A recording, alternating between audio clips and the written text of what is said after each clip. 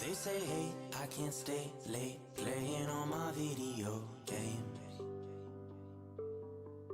You got things to do. You need to wake up early and read the morning news. Maybe I'd fit in if I tried a little more just to look like them. Maybe I'd fit in if I tried a little more just to act like them. Play my video game.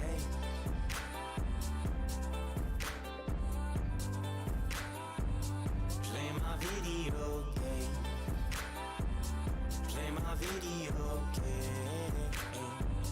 Play my video game.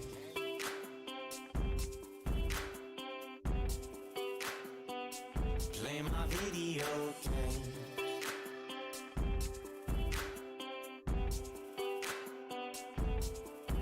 They say, hey, I can't spend all my money on my deadbeat friends. They need things to do. They need to go out and look for jobs, and you do too. Maybe I'd fit in if I tried a little more just to look like them. Maybe I'd fit in if I tried a little more just to act like them.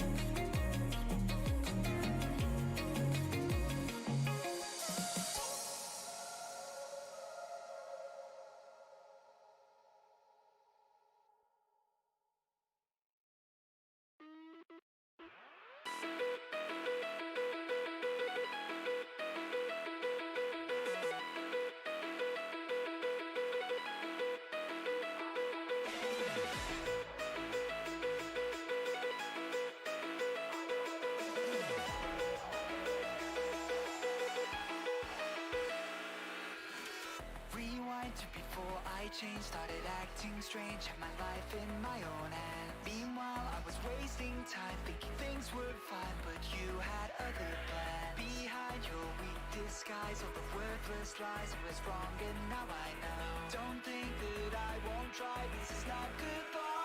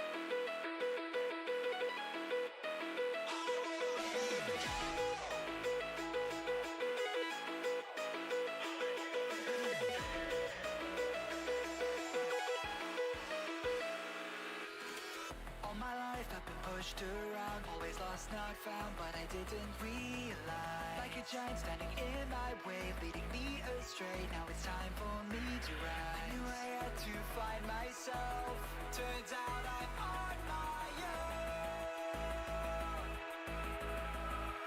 I won't let it go.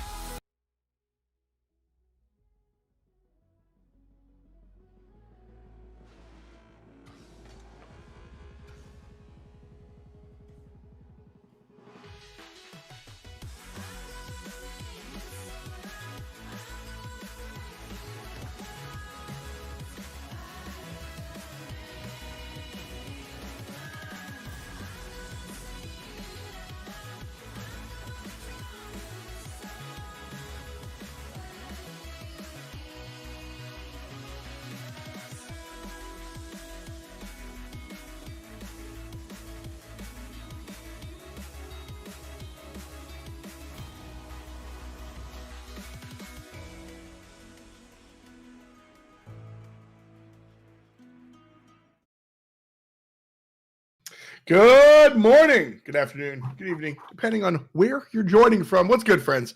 It's F. Dot and your boy Turtle here one more time. Week 4 of the grid here in the Alpine Lodge. That's right, baby. Week 4, F. Dot. You know, you looking super cute today. I like the fit. You got the glasses, the hair. And last week, you were also looking pretty cute today. You are consistent right now, week to week, man. That's what I'm saying, bro. This week you took the glasses off, but you got your hair going on. Okay. I feel it. We got the hoodie too. Everything's starting to come together, man. Yo, next week, I'm going to be in my spot. I'm not going to move my camera because then 7 people in production will yell at me. But right here, I'm like surrounded by boxes. You guys have no idea. And so next week I'll be in the new joint. I'll be in the new threads, the Alpine threads. Gotta watch out. Ahead of us, week 4 is going to be insane, but week 3 was also just as insane. If you missed it, don't worry. We've got a video. Roll the tape.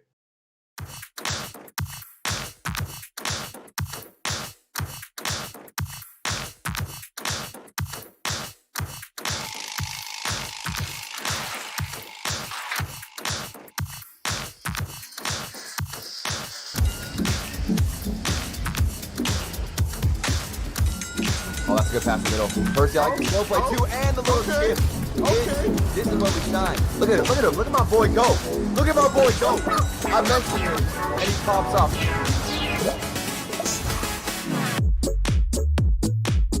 But look at the placement, okay? If we come in with this kind of shooting, we've had so many shots in just the past minute.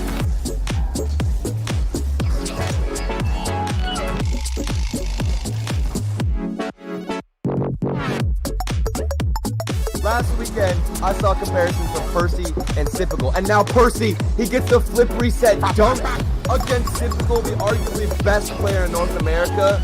Come on. We'll see. And I'm telling you, focus on the solo play. Like that, what is that 50? That goes in. Okay. This is a gift. We will take it, Percy.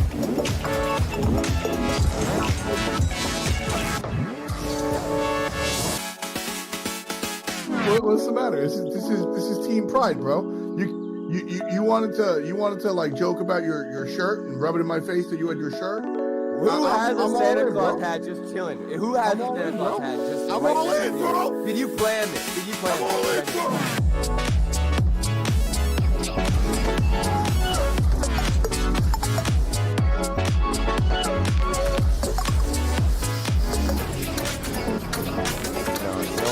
I'm sorry that I don't understand the sophisticated talk, okay? I dropped out of college, but Percy, he's not dropping the bomb. I don't even know how to No, that was good. That was good. He's not dropping the ball.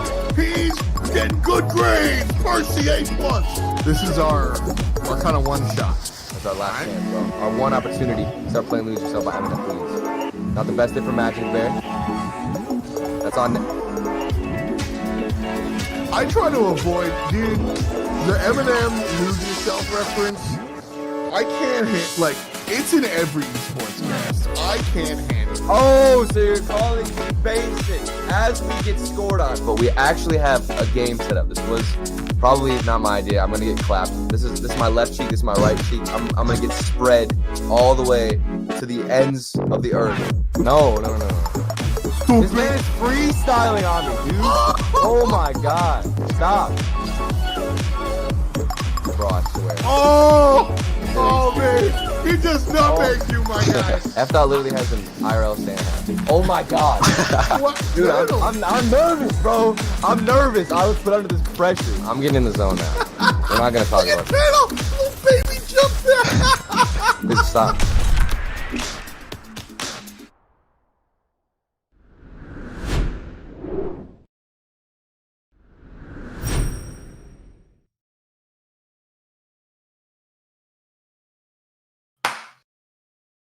Welcome back, friends, and that was week 3. One for the books for sure. Turtle, we were talking about like week number 1, we really struck out as a team. But week 2, Alpine seemed to kind of like learn a little bit. And week 3, we really took the field by storm. So week number 4, if all things kind of go in that direction, we should learn some new tools, new tricks, right? Definitely. Week 3, we came out the strongest, I think, we've seen out of Alpine, but fizzled out a little bit. We got some great experience against SSG in week 3 and also in week 2. So I'm happy we're playing against one of the best teams. We also have the bracket for today I'm excited to look at.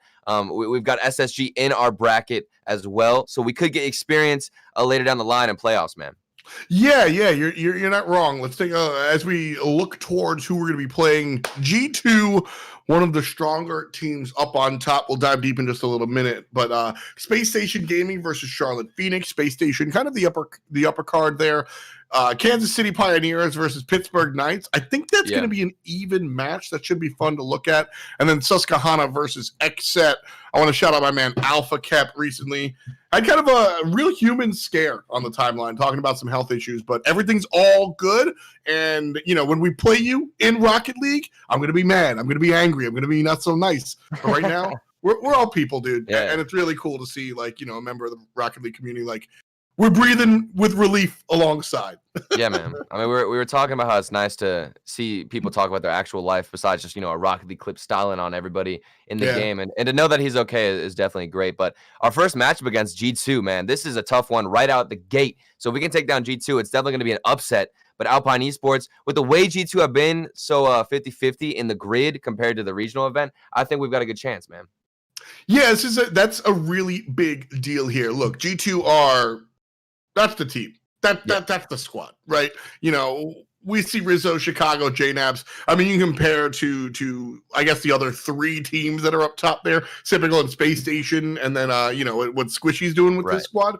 But G2 is one of those Mount Rushmore squads. So this is going to be tough. But the fact that you brought it up, you know, the grid not being, I don't want to be disrespectful, but players play high on large stages, and realistically, the grid, weekly, guaranteed competition. I don't know if G2 has brought their A game every single time. Well, the great thing is, you know, you're talking about big stages and a lot on the line. And Alpine Esports, in the regional event, we made it to the playoffs. I think it's something to be proud of when you make it to the playoffs in grid, but that's just over one day. But to be consistent in North America in the first regional event, Alpine beat so many great teams, played fantastic, made it to the same spot as G2. We didn't make it to semis, but the fact that we even made playoffs in regional event number 1 says so much about this roster. If you had asked me if in week 1 of the grid, would we be making playoffs in the regional, I might have been a little bit hesitant to say yes. But now after seeing our results, getting the practicing against Space Station, now up against G2, I mean, these guys are ascending to the top, bro. We just watch them every single step of the way.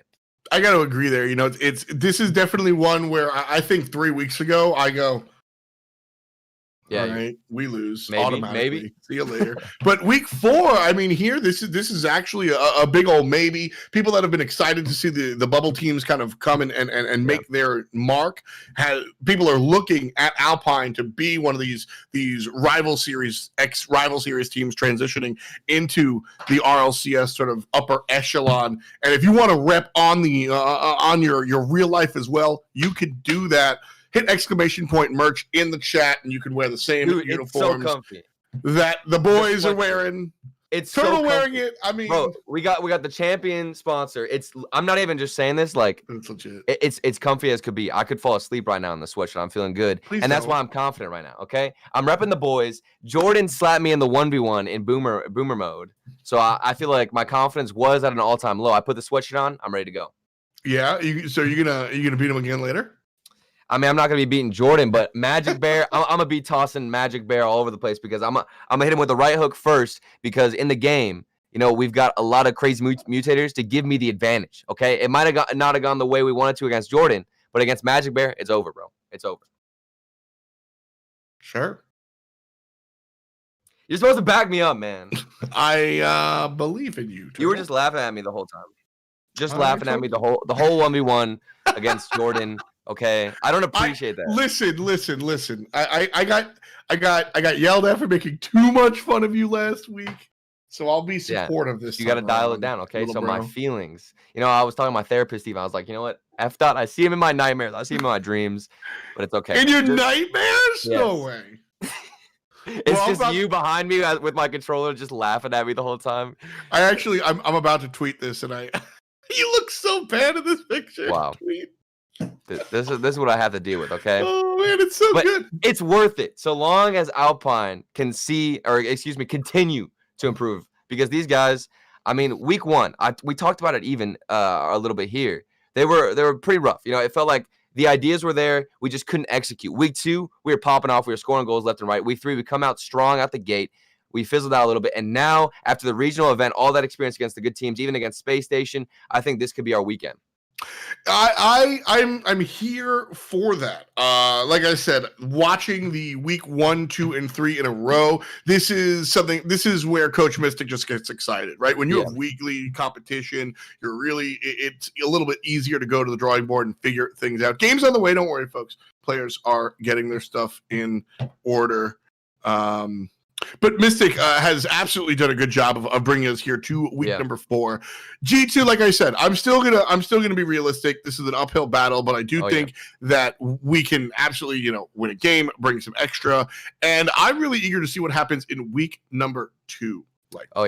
Well, excuse me, game number 2, not week number 2. Game number 2.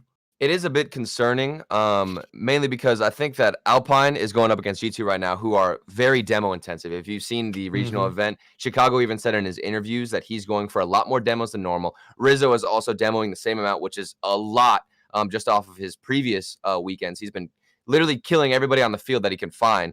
So if we can't respond to that, that's when things get tough, because I feel like Alpine tends to shy away from responding with aggression themselves. But I want to see them be just as aggressive as G2 and going for the same amount of demos, because that's the best way to counter them.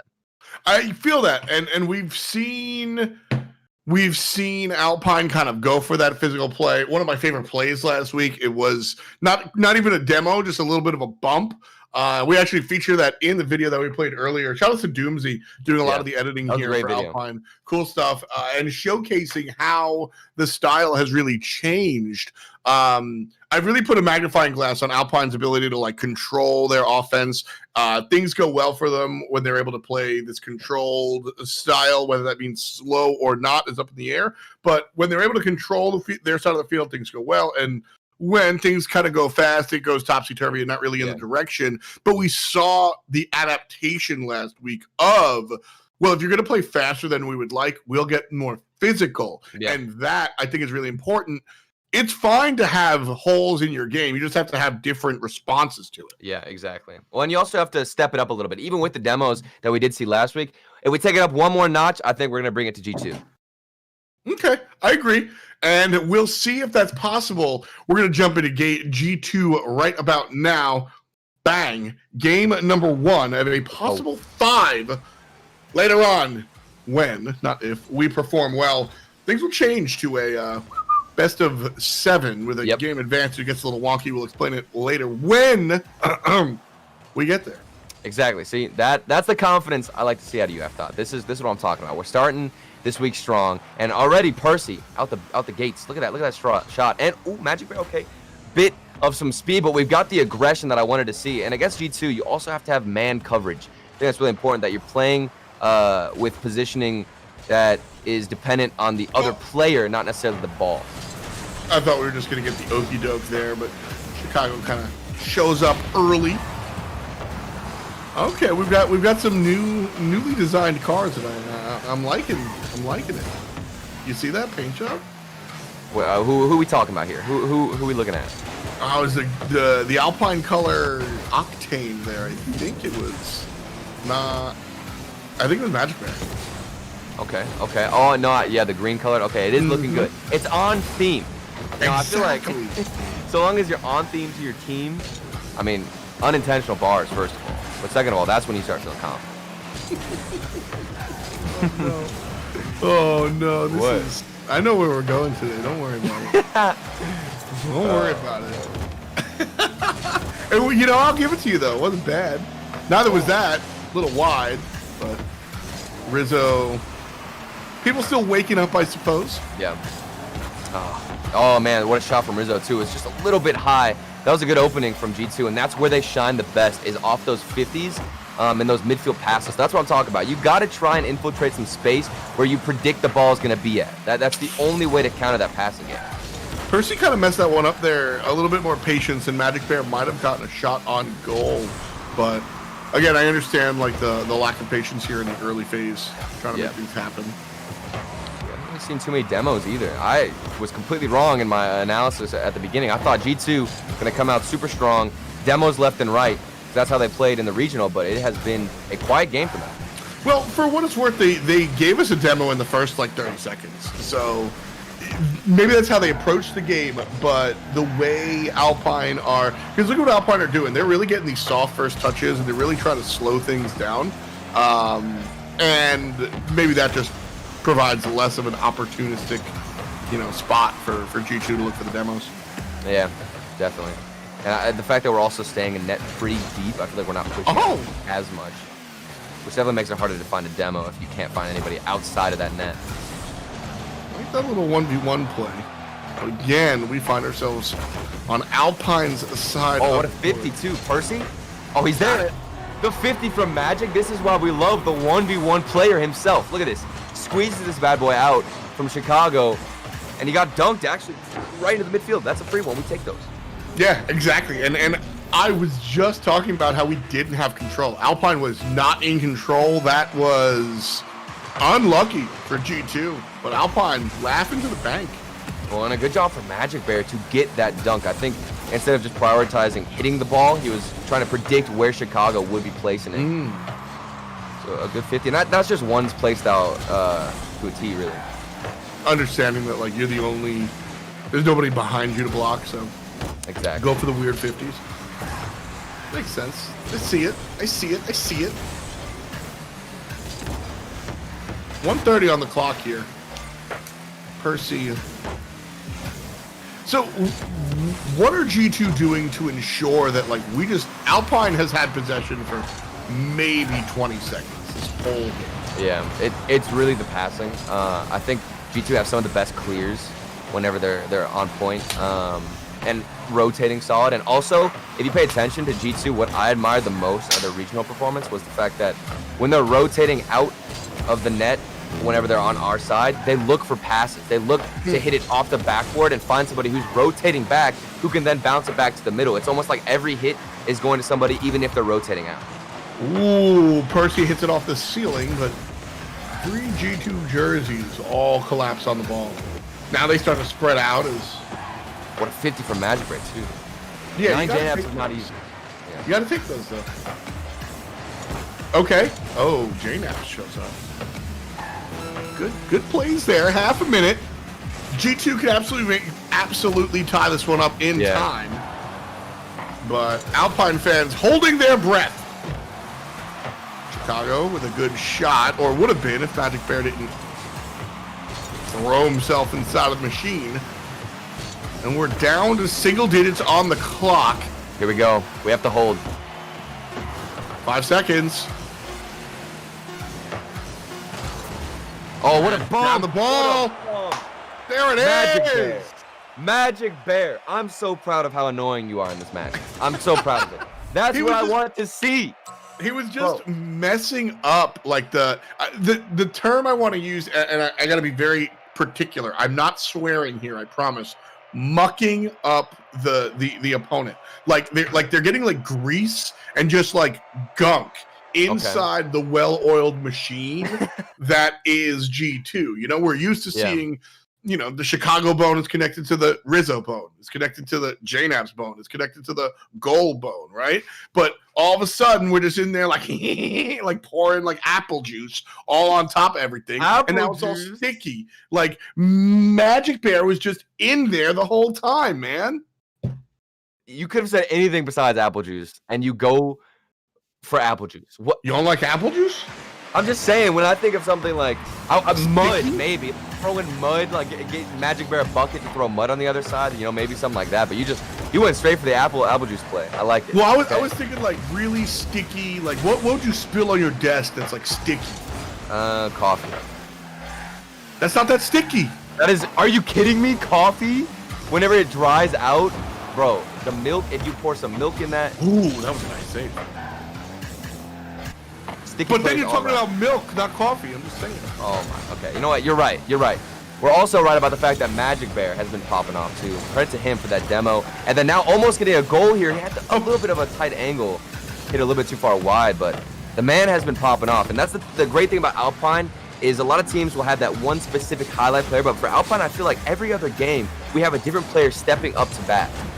Yeah, that was absolutely one of the things that I really looked for when I started watching Rocket League was, all right, who's the guy and who are the two facilitators? And usually it's a little bit more amorphous than that, but honestly it kind of is like that. And on Alpine, Magic Bear is the guy and the other two are the role players, but those, like, that's what it is on paper, but in practice, well, that's what it winds up being very different. Yeah. It's a lot of fun to kind of watch people watch this. Like for example, game number 1 and game 2. I was just about to bring up the fact that Magic Bear has been really, really strong on defense, as opposed to being on offense, which is where he usually shines. And there, Magic Bear. Yeah. Well, a little rough. It's a frustrating play. That was a good pass from G2 in the corners. Look, I'm sorry. You're trying to bring the boy down. I think that's such a tough shot or spot to be in too, because Magic Bear assumed the ball would roll up on the backboard, but instead G2. That's what I'm talking about. Their midfield passes, man, they always get it out into the middle where nobody can challenge them, so their shot is free. That's big, because a lot of what, you know, like I said, the ball. All right, okay, there it is. Mwah. You were talking Chef's about kiss. it. Okay, you mentioned Magic Bear on defense not being that great, but then he comes to offense, and he reads the pass, reads the clear beautifully. Nice little tap in, and he's back. He's stolen our hearts yet again. I mean, this is a set that Magic Bear is being the guy, right? Yeah. He was doing it on defense for the majority of game 1 and game 2. Like I said, as soon as I brought it up, he got scored on pretty, eye-rollingly. But like, oh well, dude, sample size, etc. This was a nice look for Magic Bear. Then finally, he brings the offense as well to tie it up 1-1 versus G2. So I also see him going for some demos too.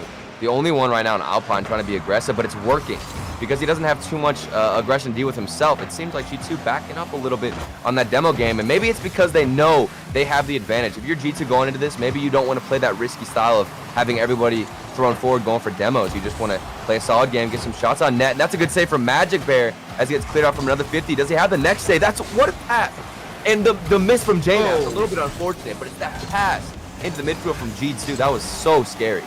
Magic Bear staying there, staying behind to play the defensive role there and play it right. Really, really beautiful. A little bit wide the goal, but Alpine finally getting some looks on net.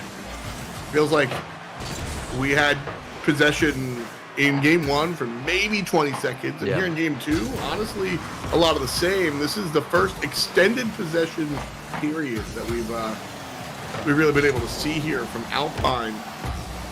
As they just now lose possession. I think they had it for about another 20 just there.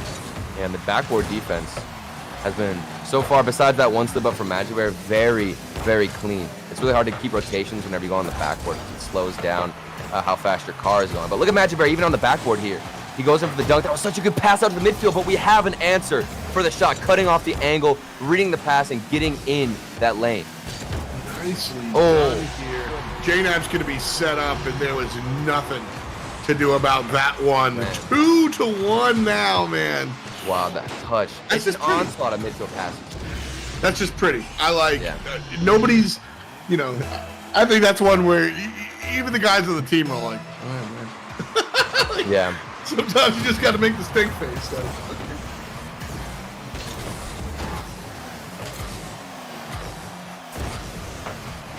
Not this time, Rizzo. Nice try, though. I appreciate the effort. He gets scary, man. They're just controlling the midfield boost to it so hard. This is where I'm a little bit worried for Alpine in that defense. What a touch from Magic, but they'll get it around. But he doesn't have the follow-up, the demo, and the aggression strikes yet again. Game 2 not looking the best. Probably going G2 unless we can maybe pop off with a minute left.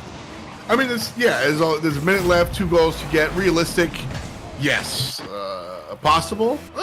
Possible, yes. Realistic, I'd say 60 to 70%. It's totally not out of the woods. Yeah.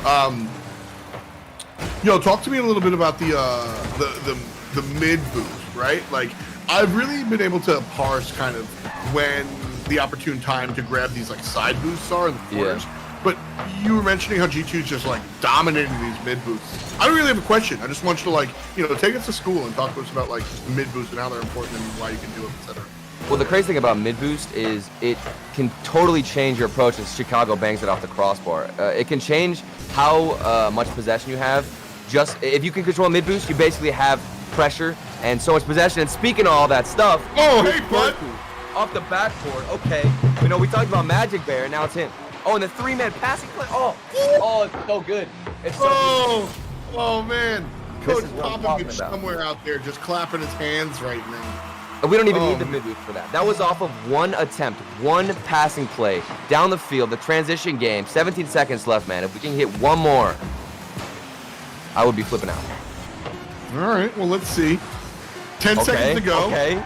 Ball's mid. Magic Bear! Shove towards orange goal. Magic Bear misses the opportunity. Percy's here and waiting. Teammate on the right-hand side puts it off the ceiling. And the shot is blocked. Oh, the shot is blocked, baby. I have no words. That was such a good look in the final moments. Something was flowing between our veins, bro. I have no idea. Where was that in the beginning of the game? That is what I'm talking about. The counterattacks. The counterattacks were all there. We had players upfield receiving passes, giving it back to the midfield, shots left and right, and we kept it close even whenever we were trailing by 2. Just gotta shake that one off, That's what I'm man. talking Feeling that one, that one. You score that second goal, and you're like, okay, cool. Like, let's talk about the next one. Yeah, it might be possible. It ends on that last note, and you're like, I mean, we knew we were gonna lose, man, but why did we have to get so close? Right? We just have to bring that into this game. That was beautiful transitions out of the defense to counter G2 because we were doing it with such fast pace. G2 is so aggressive. If we can bounce out of our defensive end like that, we'll get multiple goals or at least better looks on net. All right. Well, we'll see if we can. Jumping here into it, of course. That's the fives, baby.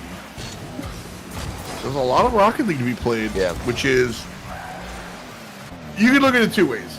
Alpine's the up-and-coming team, which means they have more to learn, but also more to obfuscate, right? Like the enemy doesn't know them as well.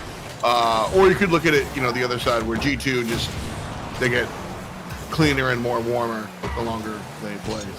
So, glass half full, glass half empty. Which one are you, Turtle?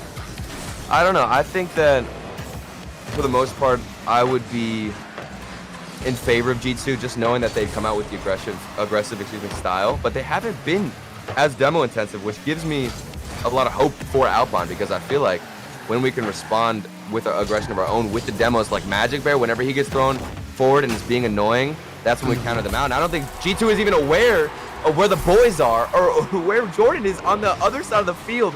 How is he in position for this? I mean, as he's rotating. Yeah, Jordan, so he had to change his mind. Jordan was there looking for the rebound, honestly. Jordan was not looking for a pass on goal. Was that going in originally, too? I don't think so. I think it would have rattled off the side, but you never know, I suppose. That 50 was crazy. It looked like it was a little wide, but Jordan showing up there. And I don't, if I'm on the team. Okay, listen. Bro, I thought, I could have sworn Magic Bear was going to get the save. He dodges the demo, fakes out Chicago, almost gets the 50. That would have been an insane play. But keep going after that. I'm sorry. I didn't mean that. I was just. Dude, I forgot what I was gonna say.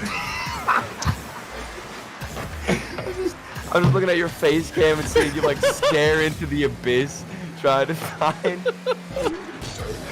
That play was so magical. It literally destroyed your train of thought. It did. Oh man, I was going, and then I wasn't. It's okay. We can credit Magic Bear for that. That's all we need. All right, we'll do that. Speaking of mid boost, okay, I didn't finish my rant before. Rizzo gives me a little bit of time to finish this real quick.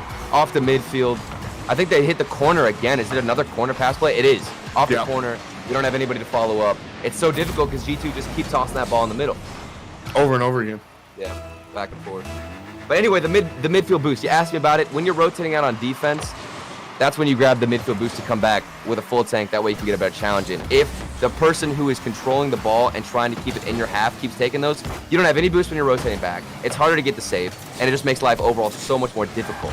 And G2, so far, have been controlling every single midfield boost whenever they have possession. Over and over again. Rizzo's going to shut down Jordan right quick, but Magic Bear, good clear. I don't think this is going to be an opportunity, but Rizzo does his best to give us an opportunity. Double commit. Magic Bear kicks it out. Okay. Still here, though. It was looking pretty. Oh, and the counterattacks, bro. Man. This is the G2 I was a little bit scared of, where they're finding somebody always on the offense with a nice little slot, and then they're consistent with their midfield passing. This is why they're scary, because it's so hard to find somebody to get into that passing lane, man. When you're trying to panic on defense, you don't want to think of, let me rotate and figure out where the positioning is of the other team is. You just look at the ball. And that's really what Magic Bear was doing in game number 1 that is not happening here in game number 3 is that he routinely, I used the word like mucking up because he was just in those gears, right? Yeah. Every single passing lane was just like filled with Magic Bear, and with bumps or something. Yeah, and they just couldn't make it happen. Whether he was like, bumping the play or physically getting the interception, so to speak, like. And we saw a little bit of that in game 2, enough to make it up and down. Here in game 3, I do not really see that happening. 2 minutes left. That's the change that could happen here for sure. Well, G2 have gotten that confidence to have somebody get pushed down all the way. They know how to handle Alpine so long as it's a pretty routine attack. I think like in this instance, even JNaps, he was last back, and Magic Red just kind of gave away possession. So they're totally fine with leaving somebody all the way forward so they can get a fast counterattack. And that's why our offense just needs to be a little bit more planned out so we can go for a little bit more passes here and there instead of just throwing that ball to them. Yeah, like that's something that I had like a whole. You ever have like an internal conversation with yourself, like going back and forth? I was like one of the big things. Both sides of the argument are there. Yeah, like Rizzo scored that last one, not this one, the one beforehand, right? And it was off a baseball boom. It was just like, you know, outfield throws to the second baseman. This guy was just waiting there, and that you're just playing 2 players on defense. Is what that means, and you know it just spirals out of control there. So how are G2 able to play, you know, 2-man defense against Alpine and still convert is the problem that Alpine needs to fix, I think. Yeah, well, essentially, it just comes down to that control and possession game that I feel like every single week we come back to talking about with Alpine. We are the best when we can calm things down, be in control. Here's an open net to look at, 1 minute and 8 seconds left. It's going to be difficult. Percy puts that one in. You know what? I said it, or I was believing, it wasn't too possible in the end of last game, but we kind of brought it back. So maybe, you know, if we could pop off a little bit and get some Magic Bear bumps, some Magic Bear interceptions, we'd be looking pretty good. It's going to be really upsetting when Alpine scores 4 goals. Yep. And we lose 5-4 because in the final seconds after multiple shots on net. At least one of those that has been scored against Alpine was not okay, you know? Like this. Oh. This is just good stuff. Perfect touch there to give it to Chicago. And then he goes for the bump. Bump. Oh my goodness. That's such a clean classic play. It doesn't have too many fancy mechanics. It's very simple, but the decision making is what's impressive about G2. That's the thing, is like you need to be able to hit your layups, right? That's a layup. Easy. Why make things more difficult than they already are in a crazy game like Rocket League? So I like that play. Well, I mean, we could even adapt that into our own style a little bit here. You know, you notice that midfield give and go. A lot of times I feel like Alpine will be on offense and just try to do a routine corner play where they'll toss into the corner, then hit it out into the midfield. But G2, what they're doing is, yes, they'll go for those corner passes as well, but they'll incorporate some midfield plays all the way from their own defensive end because they're willing to take that risk. Willing to. This one looking to be number 2 here for G2. If I'm Mystic, this is one where I go in and I go, all right, guys, forget it.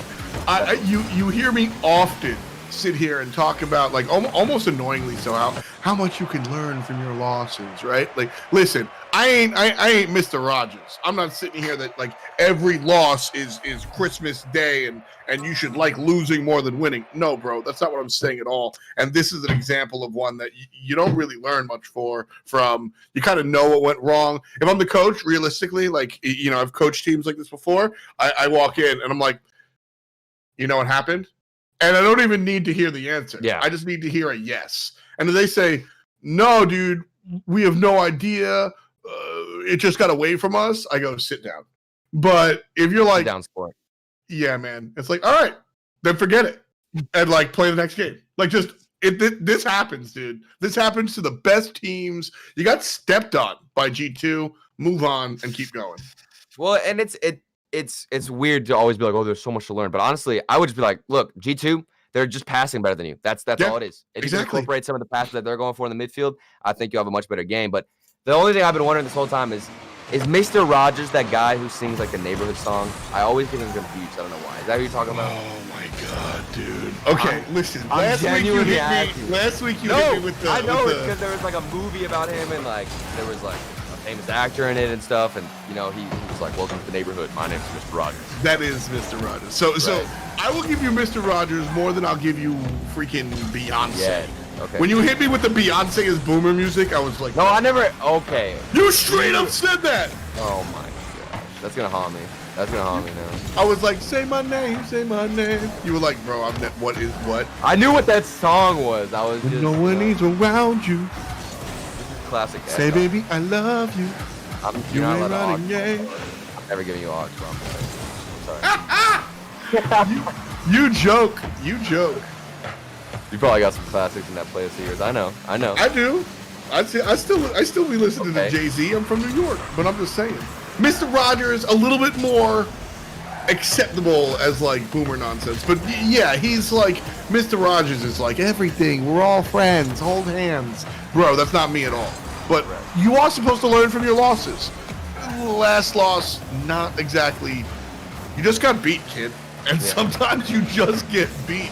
This already, though, over a minute scoreless, like where G2 last game were just spiraling out of control. Yeah. Nice save from Jordan. Yeah. This looks better than last time.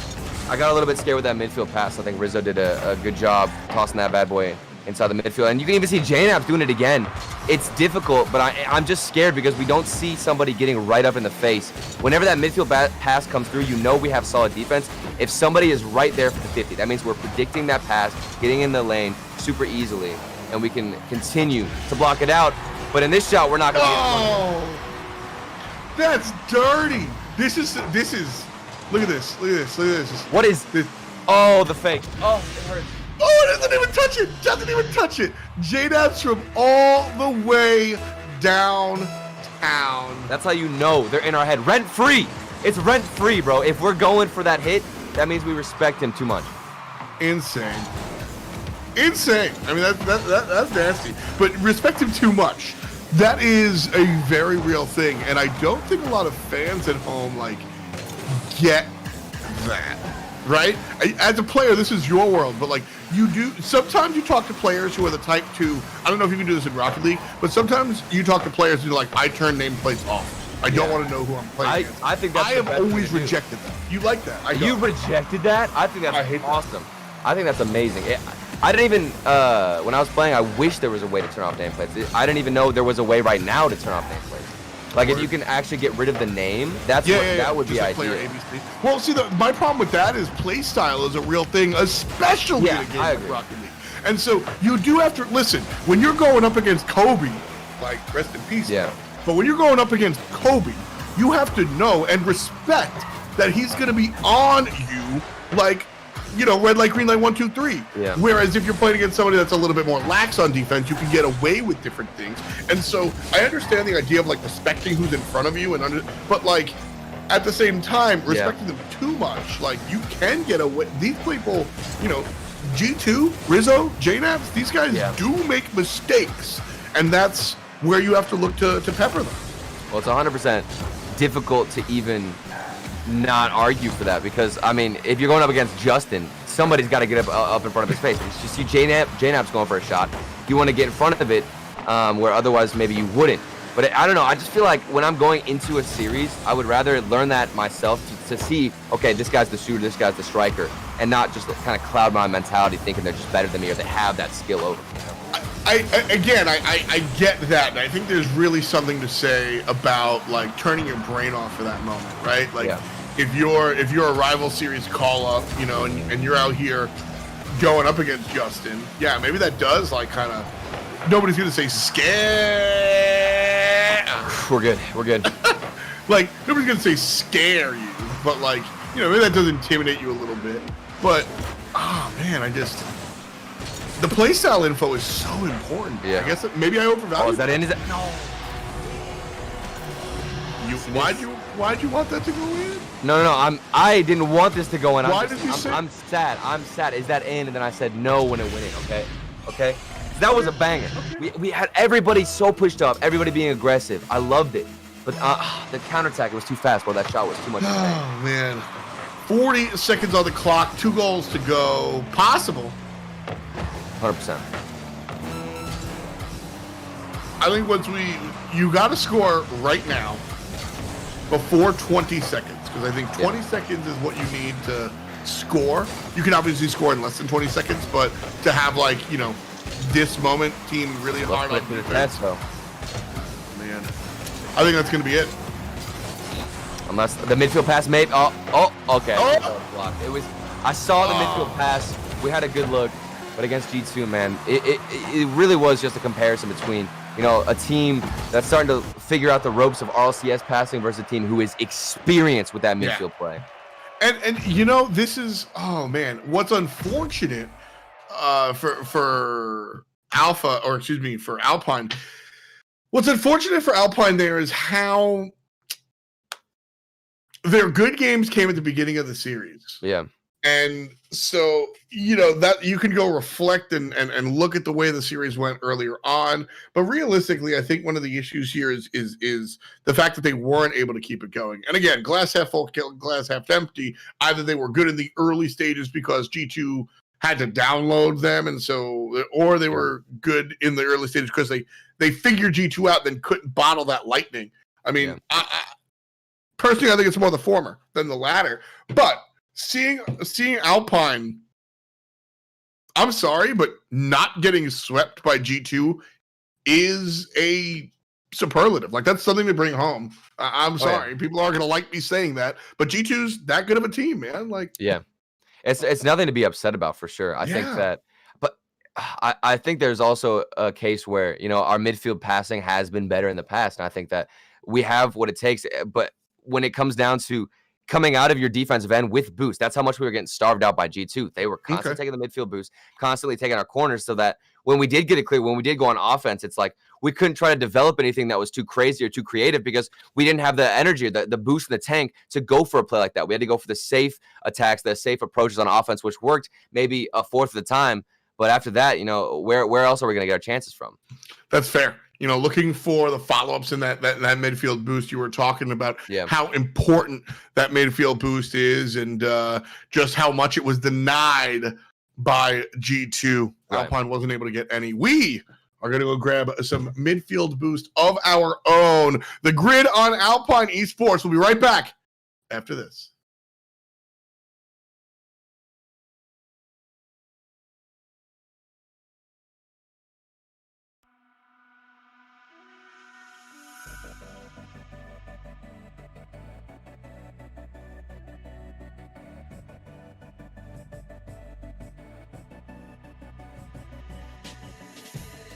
Say the life's too short to be holding this tight.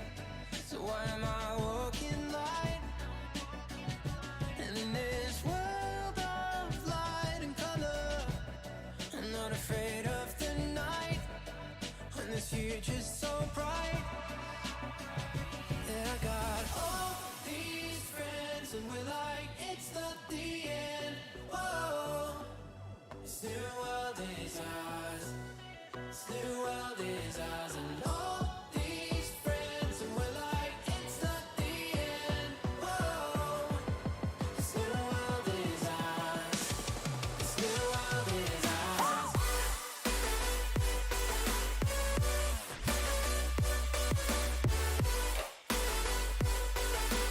This new world is ours.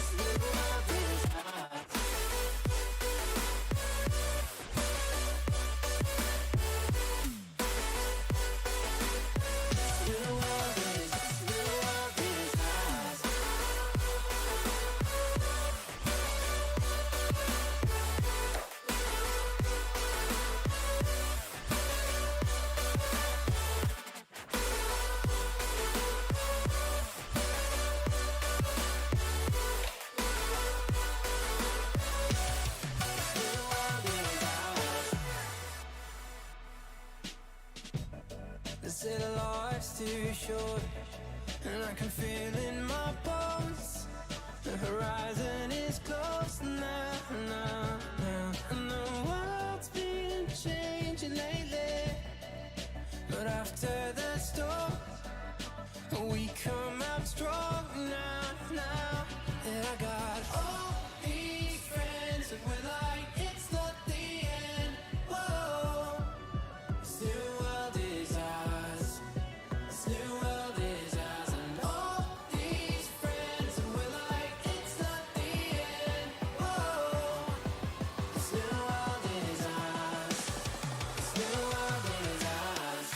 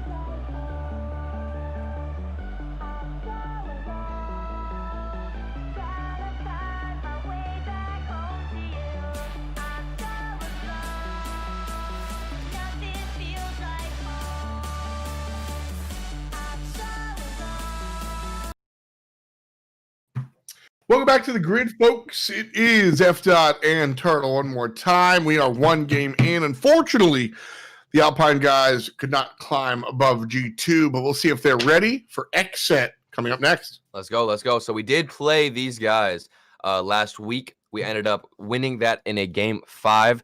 If you remember, F. Dot, we won the first 2 games super convincingly. It was no sweat. We didn't even break a sweat at all, actually. We were cruising, clean rotations.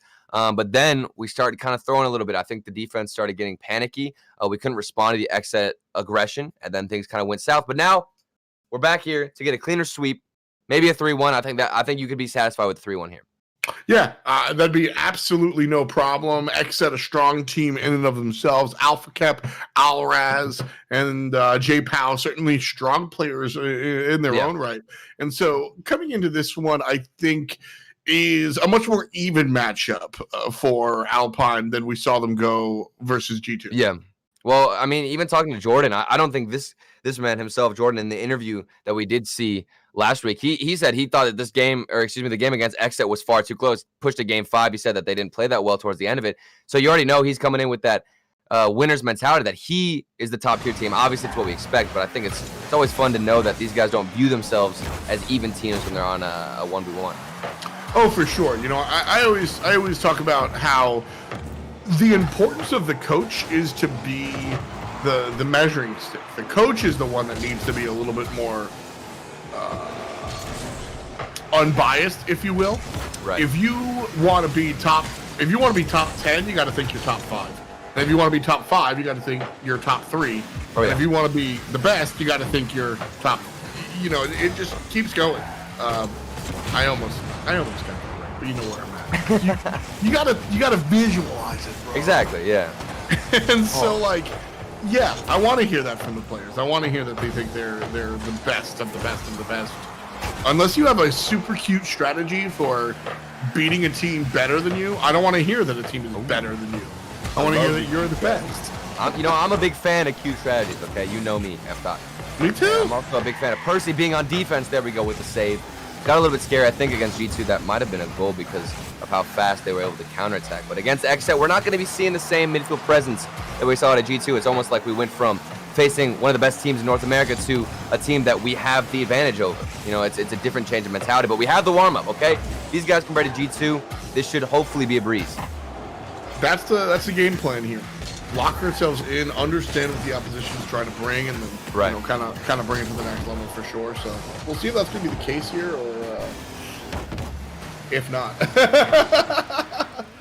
I right now, looking at pure possession time, you know, that's honestly what I would like the most. People always talk about, like, I mean, geez, sometimes on these the grid has been very cool to see how everybody wants to broadcast their Rocket League.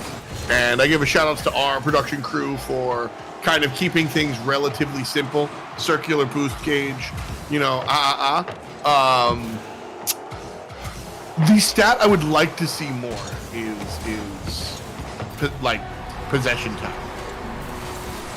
But the thing of it is, when you don't have possession, sometimes this will happen as well. When you're too aggressive, we had all the possession, and it's one clear to break our rotation just because of that third man. It's a struggle. It's a struggle, F-Dot. So is that just because we don't have a player playing back far enough? I think our rotation was a little bit stagnant. In that instance, a clear from their own net should never be one that rolls in. That's always been a rule in Rocket League. No matter how far you push up, the third man rotating out should always be either predicting that hit from them or in position far back enough to get the save. Didn't work out this time. No, sir. That's rough. Oh, but good midfield pass. There we go. Percy to Magic Red. That's how it's done. Taking a little play out of G2 handbook. This is what I'm talking about. Kind of copy that approach, because I think that Alpine is a relatively G2 style team whenever they go for those midfield passes. And notice how we didn't just use the corner. In that instance, it wasn't just thrown to the corner, a basic little hit across. We actually popped it out early. F-Dot, you good? You good? Ow.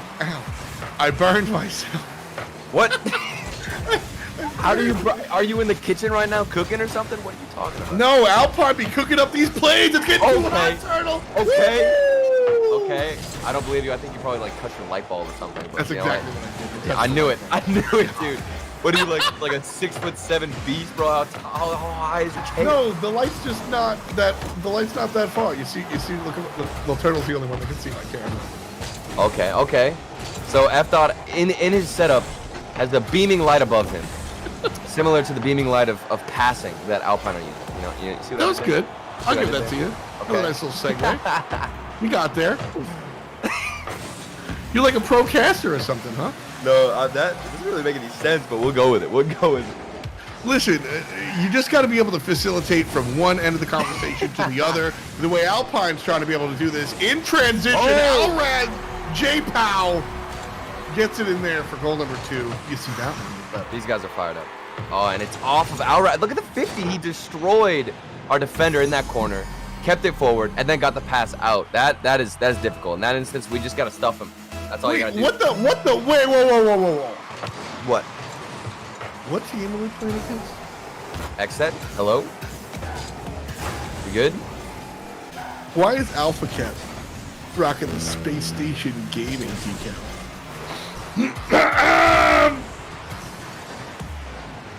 This is unacceptable. I'm just This saying. is betrayal. How is he going to do that to his boy? I don't even Percy. understand. Put it in, Percy!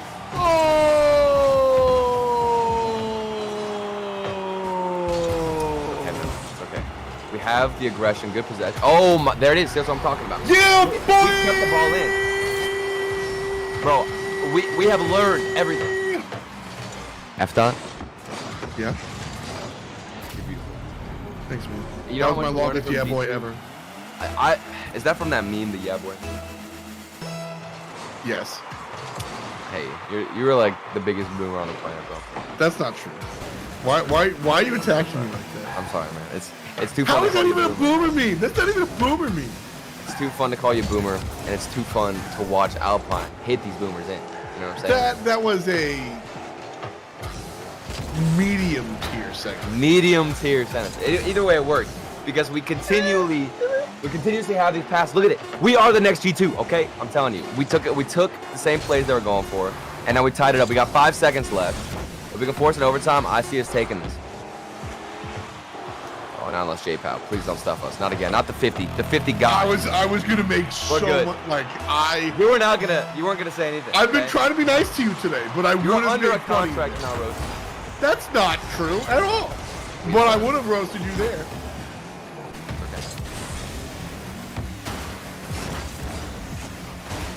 You're gonna lose against Magic Bear later on, and I'll roast you. Oh! There! Jordan's gonna roast the game. Who wants Yes. dinner? Day 1, Yes. baby. It's my boy. It's my boy Percy. Look at that first touch. He kept it close to him, banged it in the corner, and then had a follow-up hit. Instead of just giving away possession right away, here have the ball. He says, you know what, I'm gonna keep this close, go for a second hit. And it's our boys hitting it across the net yet again off a passing play, getting involved, and it's Alpine to climb back. All right, no problem. There we go, baby. Game 1. You do love to see it, though. You do love to see it, and hopefully we can continue this cleaner gameplay because, like I talked about last week, we started to hit rock bottom in Game 3. We won Game 2 or Game 1, Game 2, pretty easily. I think this was a little bit tougher than those last games because we kind of blew them out the water. But this time, keeping it a little bit close. Ideally, we can just keep this pressure the entire time and don't let up because that's really what caught us in the end. Was Xset got it warmed up a little bit, their aggression picked up, and we couldn't match it. I feel that, yeah. This time around, Xset, couldn't really find that rhythm. But again, we won the first 2 last week. So, what do you think it was? Maybe too much information given? Because that's something that I don't love that analysis in Rocket League. Am I wrong for that? Which analysis? The idea that like you've given away your strategy too much in game 1 or 2. I don't really think that's a thing necessarily because even if the other team does have a way to, I guess, counter the way you're playing, Rocket League is a continuously changing a game. Even throughout a series, you will see teams change up their play style multiple times. Right. Sometimes you can't even count on your hand. You know what I'm saying? So at what point do you just keep trying to adapt? And if you give out a strategy right away, the other team responds, then it's your job to give a response to that and keep going. That's kind of how it works. Back and forth and back and forth. Exactly. Yeah. Well, that's why it's so entertaining as well, because sometimes a team that you have no idea is somehow in the lead against maybe G2 or has, an upset in the making. That's so entertaining to watch because they're responding to G2's playstyle, forcing them in uncomfortable situations. Just figured it out a little bit better. Yeah. Yeah. I can see that.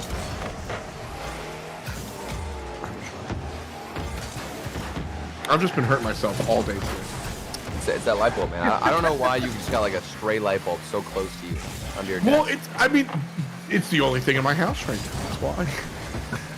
I have this, dude. I have the computer and the camera and like one of those foldable tables from like Walmart and like the light, and that's it. Struggle of moving. You are a man who's living out of boxes. Pure gamer world, dude. I have my setup. I've got 3 monitors set up. Wow. And nothing else in the house. As long as you've got those, you're set. And look at the space too. Okay, Percy, the bump maybe from Magic Bear on Alpha Cap. That was a good save from him. He actually dodged the bump and still got a piece of that 50. And now they transition out, please. Okay, somebody's there for the 50. I was waiting. I didn't see anybody rotate in. We finally had somebody come in. And now Jordan again. More demos. I love the aggression from Alpine. That's what we're looking for. This is nuts. This is insane. This is what I want to see out of the boys, and I expected for them against G2. Yeah, but against G2, it's okay. Bro, we are smacking them in the face with these 50s, bro. I'm telling you. Look at this. Look at this 50 from Percy. He just shoves himself in there. Is that even that's a steal? That's not even like a man. Wait, actually, you're probably more right. Give me the textbook definition of 50, actually. Well, I would actually consider that not even a 50, more or less a dunk because of the way he predicted with his flip to get it around. Oh yeah, exactly. Yeah, I'm not wrong. Noob moment here, chat. Sorry, I'm not like the 50 is just like 50 shot. We both hit it. Okay, sweet. Yeah, the angle that he took made that so intentional. That's I don't. My bad, dude. I don't mean to dunk on you there. No. Okay, wait. Dude, it was just so impressive. Like, he predicted that movement. Yeah. What's an interesting topic, too, with J-Pal then breaking our ankles. Yeah. For our whole team. Oh, gosh. And he even got the team bump. Okay.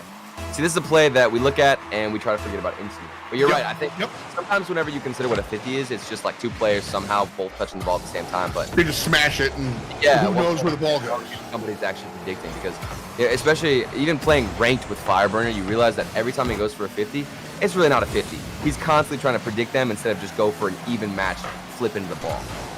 Yeah, like there's an old pool term to put like some English on a ball, like to add like a backspin, so to speak. And that's sort of what you see the players do in those situations.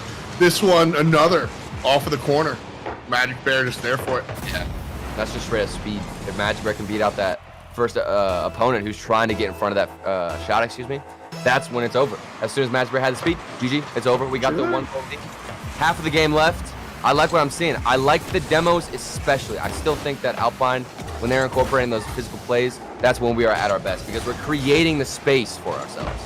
Yeah, you've been a proponent of that. J-Pal. Do we talk about this? Do we even talk about this F-Dot? Percy off the backboard. It was so awkward. I'm like shriveling up just looking at that play, man. I mean, that's just...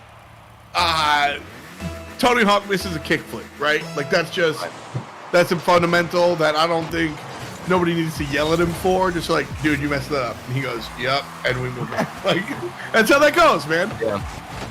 Well, it also shows you how strong a player's presence can actually play towards how the other player hits it. What are you laughing at?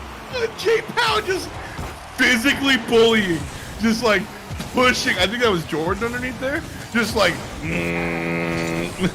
Bro, you're giving me PTSD. Every time I hear you laugh, I think you're roasting. No, man, it was just funny. J-Pal, like, it was like an extended bump. I'm here for that. It's almost like, and that's how you BM physically in Rocket League. If you can bump somebody, that's how you know you're communicating things without even having to say it.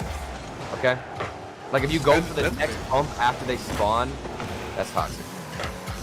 And then you can start conditioning your opponent into like getting used to that, and he's gonna bump me here, and then you don't, and then you juke him, and you get the goal, right? Yeah. Okay, XR. They're getting tested right now with their defense. We have thrown a few huge clears at their wall. They responded well. They always have somebody getting in front of a Magic Bear. I like the space that we are able to open up, and Percy forcing a 50 here in the midfield. Always having somebody to follow. Jordan to keep the pressure. Very good look so far. And again, the speed for Magic Bear far superior than anybody else on the field. Yeah, it's been really impressive kind of watching the way Magic Bear has just been, like you said, high speed, but just Magic Bear has been the go-between here. Oh my! Nice play! Can we take a moment to just look at the goalkeeper in this instance? Just watch the beauty that unfolds right now. The I fake. got it. Oh, and it's over. It's over. Just little movements like that can make the biggest difference. We made J Powell look embarrassed completely. Oh yeah, I mean that's it. My boy Percy. That's how it's done. You love to see it. 30 seconds. That's Can how we I feel hang on? Feelings towards you. You love to see me? You No. love to see me? That's on. your feelings about me? No. That's what I thought. That's what I thought. All right. What is happening on the field right now? What am I watching? Everybody is in the same spot. Even the other team, when we get the demo, and then now there's space. Bro, did you just see the last 10 seconds of where everything was? Yeah, I was just laughing. I was like, okay, all right. Yep. Even then, the double commits. Oh, no. Oh, no. No! J Powell, you got embarrassed, and you come back, and you're angry. I don't like this. I don't like this at all. I don't like watching J Powell score because I haven't had dinner yet, and that pizza looks delicious.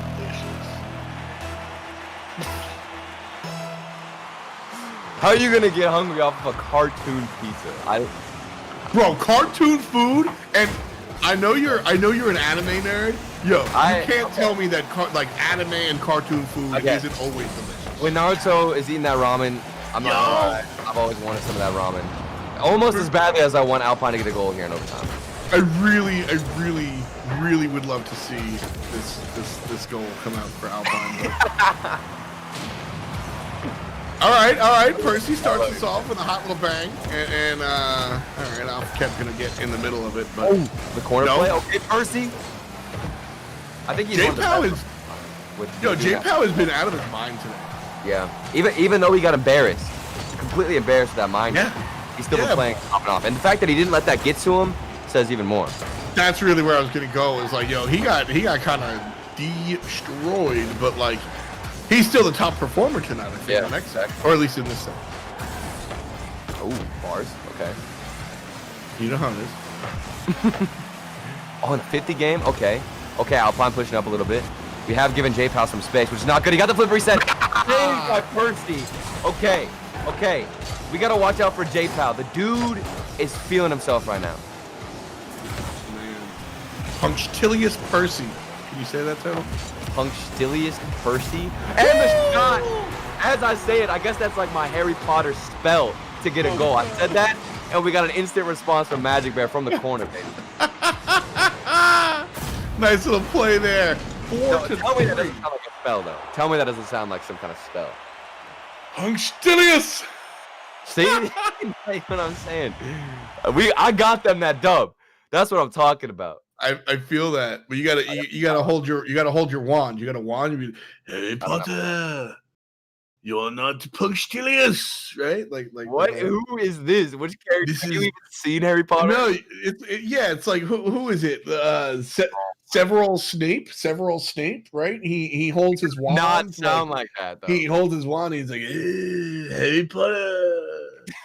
What are you doing, Harry Potter? Right? Yes. This is exactly how he sounds. I'm so glad. That's what I'm saying, man. My memory is finally coming back to me, as I read the books and as I watch Magic Bear get that goal off my own spell. Okay, I got that dub 4-3. We have close games, but here's the thing: we're still taking them at the end of the day. We got the clutch factor. The shooters. Listen, man. As the wise ancient philosopher Vin Diesel once said, it doesn't matter if you win by an inch or a mile. Winning is winning. That's how it is. Are you quoting Vin Diesel right now? Yes, I am. Well, I'm amazed. There's areas in which casting I thought would never go. Game 3 is one of them that I thought we would go to because we're gonna get a sweep. That's just how it is. You think so? I should stop saying stuff like that. You should. I need a new spell. A spell to get rid of the caster curse, but Magic. You do need a new smell. Smell. Thank you. I mean, you walked into that. I can't leave that hanging. I cannot say, when you say Lavender, I can't not say something. Look, Lavender be hitting. Okay, Magic Bear be hitting this shot, almost a pass in. You can see Percy with the fake, taking his time. Percy has been patient, man. He got that mind game, and also being a little bit more calm and relaxed whenever he's going for those 50s. I feel that. I like again, that's where I like to see Alpine. If you grounded or more in the air, that's my question. I like them more grounded. Okay. I feel like, and I'm still, this is, if it is possible to be good at Rocket League, if it is possible to be a top tier team that plays slowly, I think that's what I would like to see out of Alpine. I'm still like, can you play slow, good Rocket League? It's really difficult, man. I think that if you're not willing to match the speed, at least match it. Sometimes you will get completely outplayed. Right. Like you have to be able to, in some instances, match that challenge and go for a 50. If you just constantly play passive, I think you're always going to be at the disadvantage. Sometimes you'll win, but it's not something that'll last long, and that's a crossbar bounce that we barely escaped with. I didn't have a very modern spell for that, but it worked out. Oh, and Percy almost got the musty. Oh my goodness. Or was it a breezy? I think it was a breezy. That would have been nice. I would have watched it. You're like, I would have liked it. I would have, liked, commented, and subscribed. Okay. That's what I would have done. I would have thrown a go pine in chat, give our boys the energy that they need. There it is. Maybe cop some merch, exclamation mark merch in the chat. Ooh. These things are I'm feeling good. Just as good as Percy is right now in the midfield as well.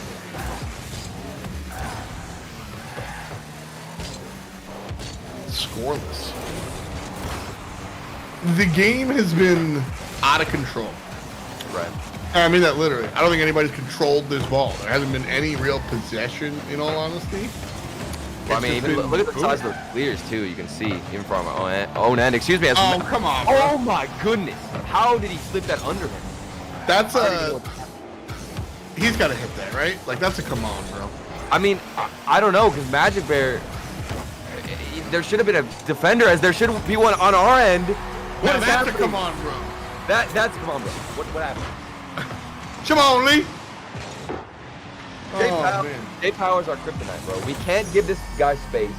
He recognizes when there's an open net. He's hitting his shots. He hit a flip reset almost in the last game in OT. And he got the clutch buzzer beater. Do not let this man have some space. That pizza avatar came up again, I'm just saying. Bro, now you're getting me hungry. Because I started thinking how are you gonna get hungry off of course? You started talking about the Naruto ramen, so of course I'm gonna get hungry. That's like the one except maybe like the SpongeBob Krabby Patty too. That one's pretty great. You ever watch Big Bear score just like that? That's what I'm hungry for. I'm eating. What is this read? And then to hit it with the side of his, he air rolled into it. I'm losing my mind over that. Magic Bear, you're insane. That's a Hall of Fame shot right there, baby. That was really nuts. I mean, that play right there is why, I'm sorry if you're out there, mouse and keyboard is just inferior. Like that control he had over that roll was so, you know what I mean? Like that control is just so cute. Like, oh man, very, very effective. So what you're saying is you could beat Yukio in a 1v1. Nope. I didn't want to say you. I'm sorry. I just wanted to see what your response was to that. Nope. But I agree. I think there's a reason why everybody decides to use controller besides a rare select few people, you know? And I'm here, like, honestly, I'm here for those rare select few people. I'm down, but I think that is absolutely the advantage you get is the pure control over the car. Like, it's insane.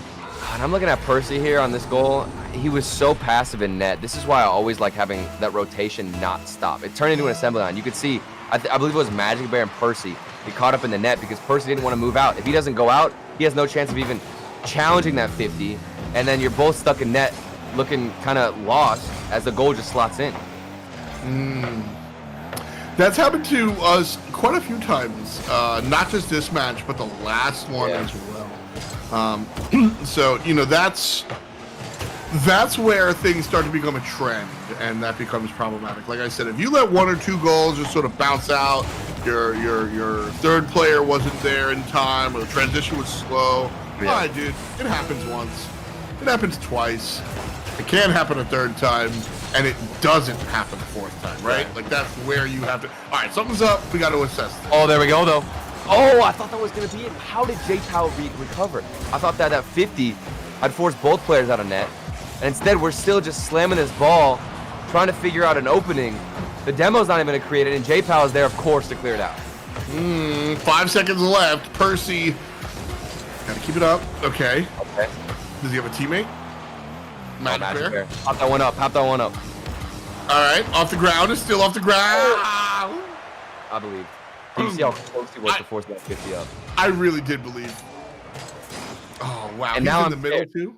Now I'm scared. We got game 3. This is the same thing This that is what happened happened. last week. We can't be retelling the same old story, okay? So close. Almost got the 50. And X said they turn into a different team when it comes to game 3. I mean, what's gotta and so I sort of asked this question before, but not directly, talking about how you're able to sort of watch what the opponents do and then kind of download that information and respond. Is that the problem? Are we able to win games 1 and 2 because Alpine are just that good, and then after game 3, the enemy team just knows how to respond? Is it sort of like a one-dimensional play style, you think? Yeah, I think that it can be brought down to those basics in terms of, okay, now we've seen Xset kind of get used to our play style. They can respond here. Right. And now Alpine has to make a change. A lot of teams, I think, will come into here. And this is where Mystic actually is a huge part in this, because a lot of teams will go up 2-0 and then lose that third game and think, okay, well, we'll just keep playing our style.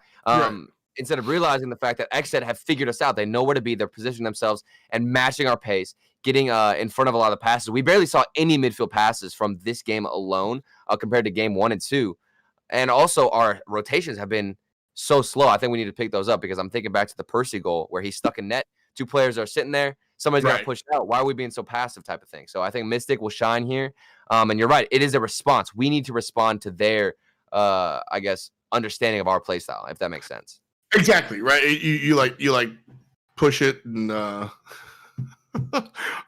sorry, I'm watching the players trying to join the lobby, and they're just not able to, do it.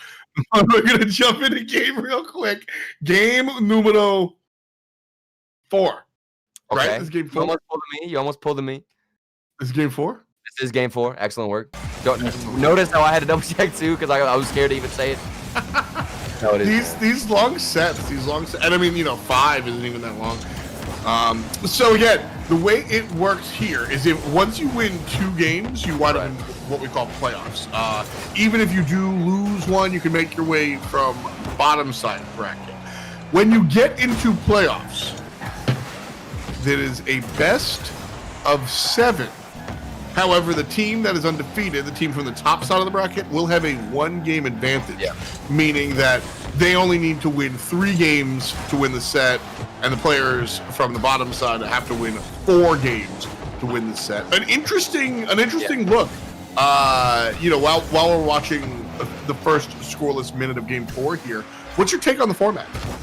I mean, I definitely think it's interesting, just the fact that we're going with that format right away whenever we get into playoffs. I think it's unique. It gives a much bigger advantage to that team who has been undefeated, which I think is great. I'm all for giving that team who comes in the advantage, because first of all, they don't have that much as many games under their belts, so they might not be as warm. So it's nice to have that first game to kind of figure things out. And it will be a huge advantage as Percy. Okay, it's an advantage when you got somebody mechanical like this on your team. Percy off the backboard makes it look easy.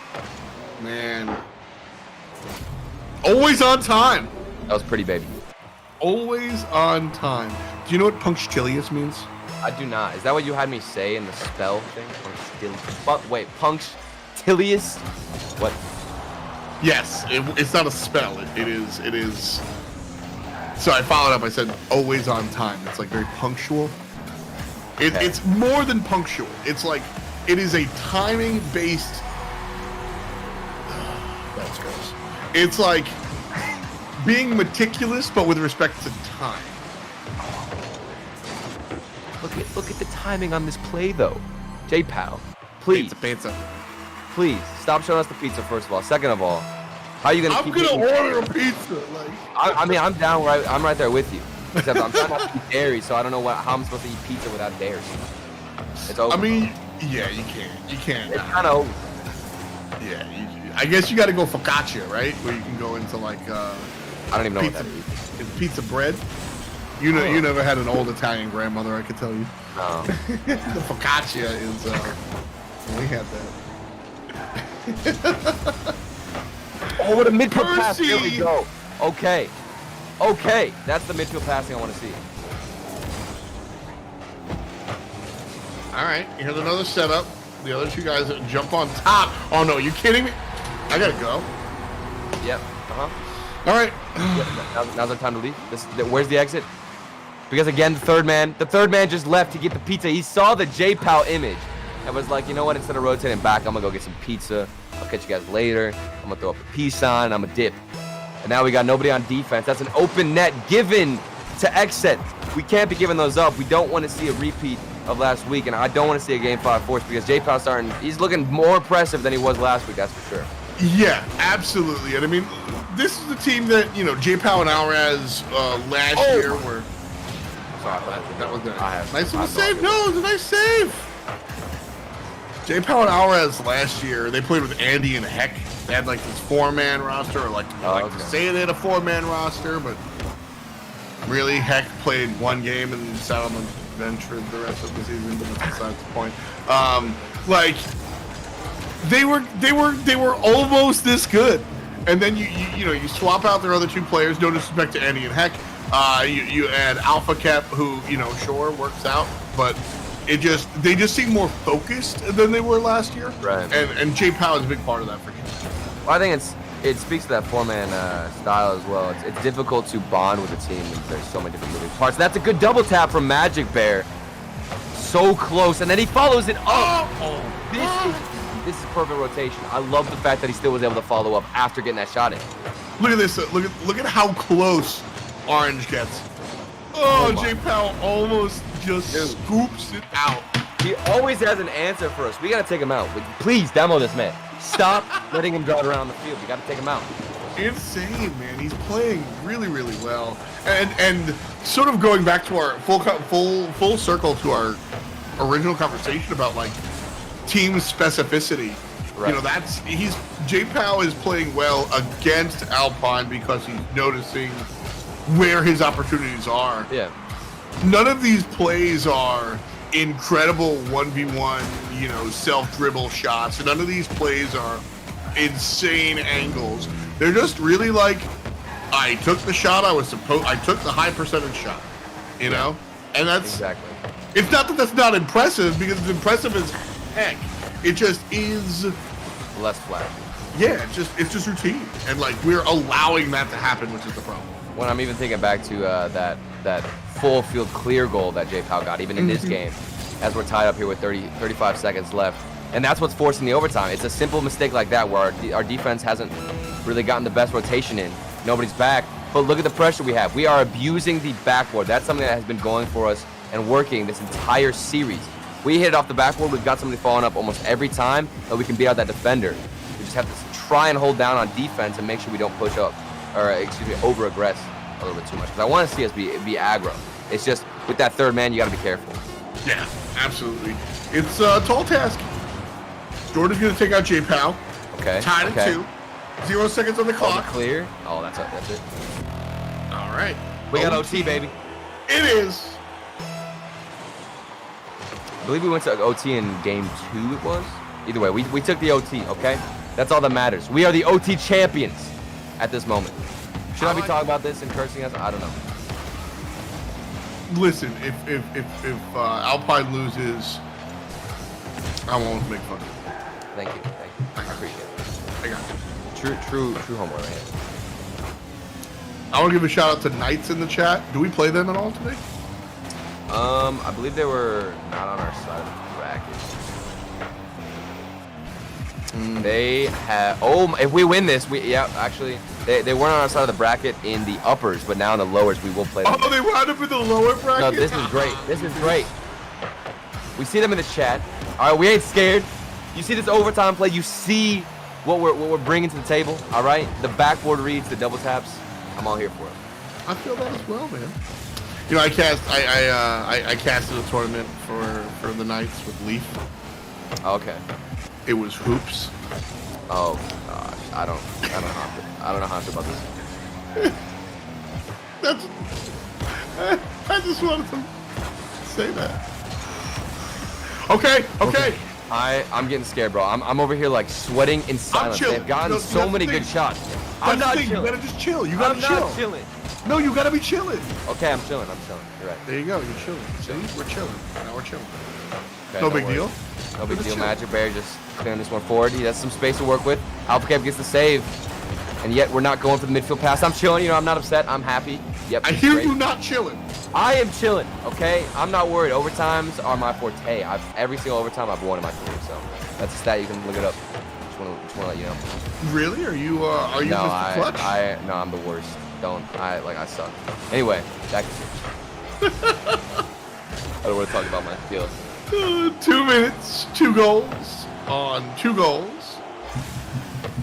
Teams have control of the ball. J. Paul, he fakes himself, and Percy's able to steal momentum. Alpha Cat, though, takes it away. I'm getting scared. I'm shaking right now. I'm chilling. Boys. Okay, we have. The fake from Jordan. This could be it. There's some space in the midfield. Get that pass off the Magic Bear. It's in the middle, and the shot. I'm chilling. Clean. We're chilling. I'm chilling. I told you I was chilling. You were right. I believe in you. Okay, I saw Jordan get that mind game into midfield. He got the pass off. He's insane. Absolutely you gotta just insane. be chilling. You gotta be chilling. I mean, I wasn't chilling, but I was at the same time. I was reciprocating your chilling vibes. That's what I'm saying. You love to see it. 3 games to 1. X set goes down. And now the Knights. We saw them in the chat. Okay, we're not worried.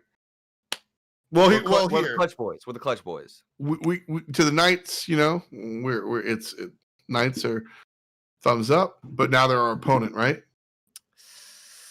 Yes. All right, Knights are going down. That's right. Ooh, the Knights. That's right, baby. Pittsburgh Knights, more like Pittsburgh, not Knights. Days. Pittsburgh Days. Yeah. What is happening? You know, like nights, nighttime, days, like. Oh. Bars, bro. You're dropping heat right now. And Alpine, we're dropping heat on the field. Did you see the shots, bro? And also, can you just peep this up with the transitions right now? They have been so corny, but it works every time. Because how are you not going to talk about the fake, the OT fake to get in the midfield? Jordan carried it. I don't even care. He might not have done that much in the middle of the games, but the fact that he clutched it out at the end, Jordan, he's got my vote. I've been watching, dude. It's so much fun. These guys come out and they play real well. And to get serious for a second, I mean, this is absolutely like the definition of an up and coming team. You're going to see them make mistakes and lose to top end teams, and you're going to see them come out and pull out stuff that top end teams pull out. And I think that's a lot of fun to kind of. This is the type of team that I want to follow on the grid because you know you never know what's going to be happening here. So yeah. And now the Knights, you know, I'm reading the chat right now, and they're saying they're gonna throw us back down the slopes, Alpine. I don't know how I feel about this. Okay? I don't know about it. This is unacceptable. Okay, we're gonna take that to heart. I'm gonna relay that information to the players. No, I'm just kidding, because they don't even need it. They're too confident anyway. You could tell them anything, and Jordan's gonna come out here, fake everybody on the Knights. I'm excited for it. I mean, so far, boys, we're making playoffs. Well, don't worry. They're gonna yell and cause an avalanche. Okay. An avalanche. Yep. Avalanche. Yep. You're even roasting the Knights spelling. We're gonna go to break. That's it. We'll be back to play against the Pittsburgh Days in a little.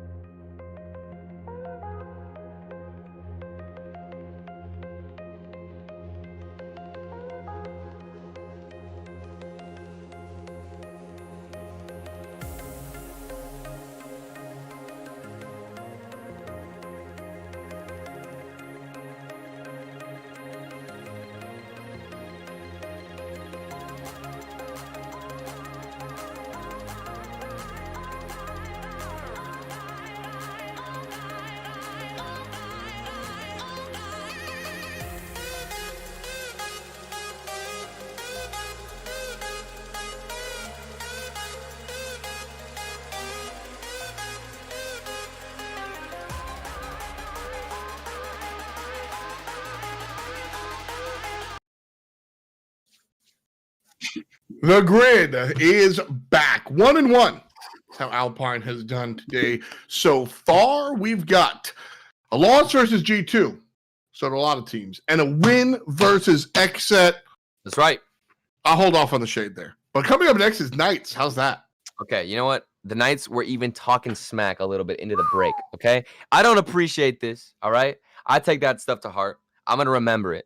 So now, when the boys storm the field, we got Jordan faking everybody out, Percy hitting the double taps, and Magic Bear, if he can go for those demos, getting annoying on the field, I think we'll take it to him. I feel that. Annoying has been...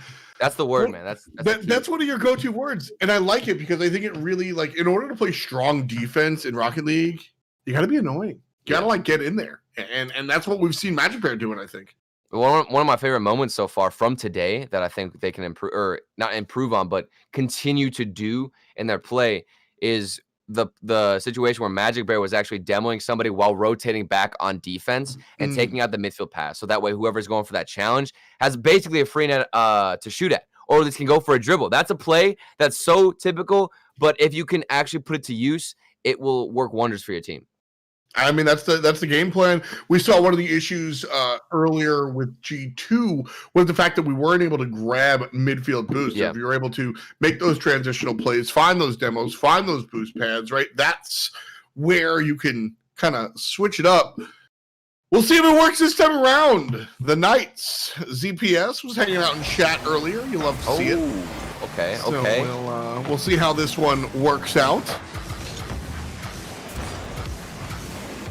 And the Knights, I think, are one of those teams who neck and neck in terms of Alpine when you think of underdog teams. I mean, they had the top 8 at the first regional event in North America as well. They took Team Envy to Game 5. I mean, they are on the come up. And these guys are somebody that, you know, I would view much closer in terms of skill level than, you know, somebody like XSET. I think coming into this matchup, it'll be tough, but if Percy is on point like this, look at the backboard reads, bro. We have been killing it.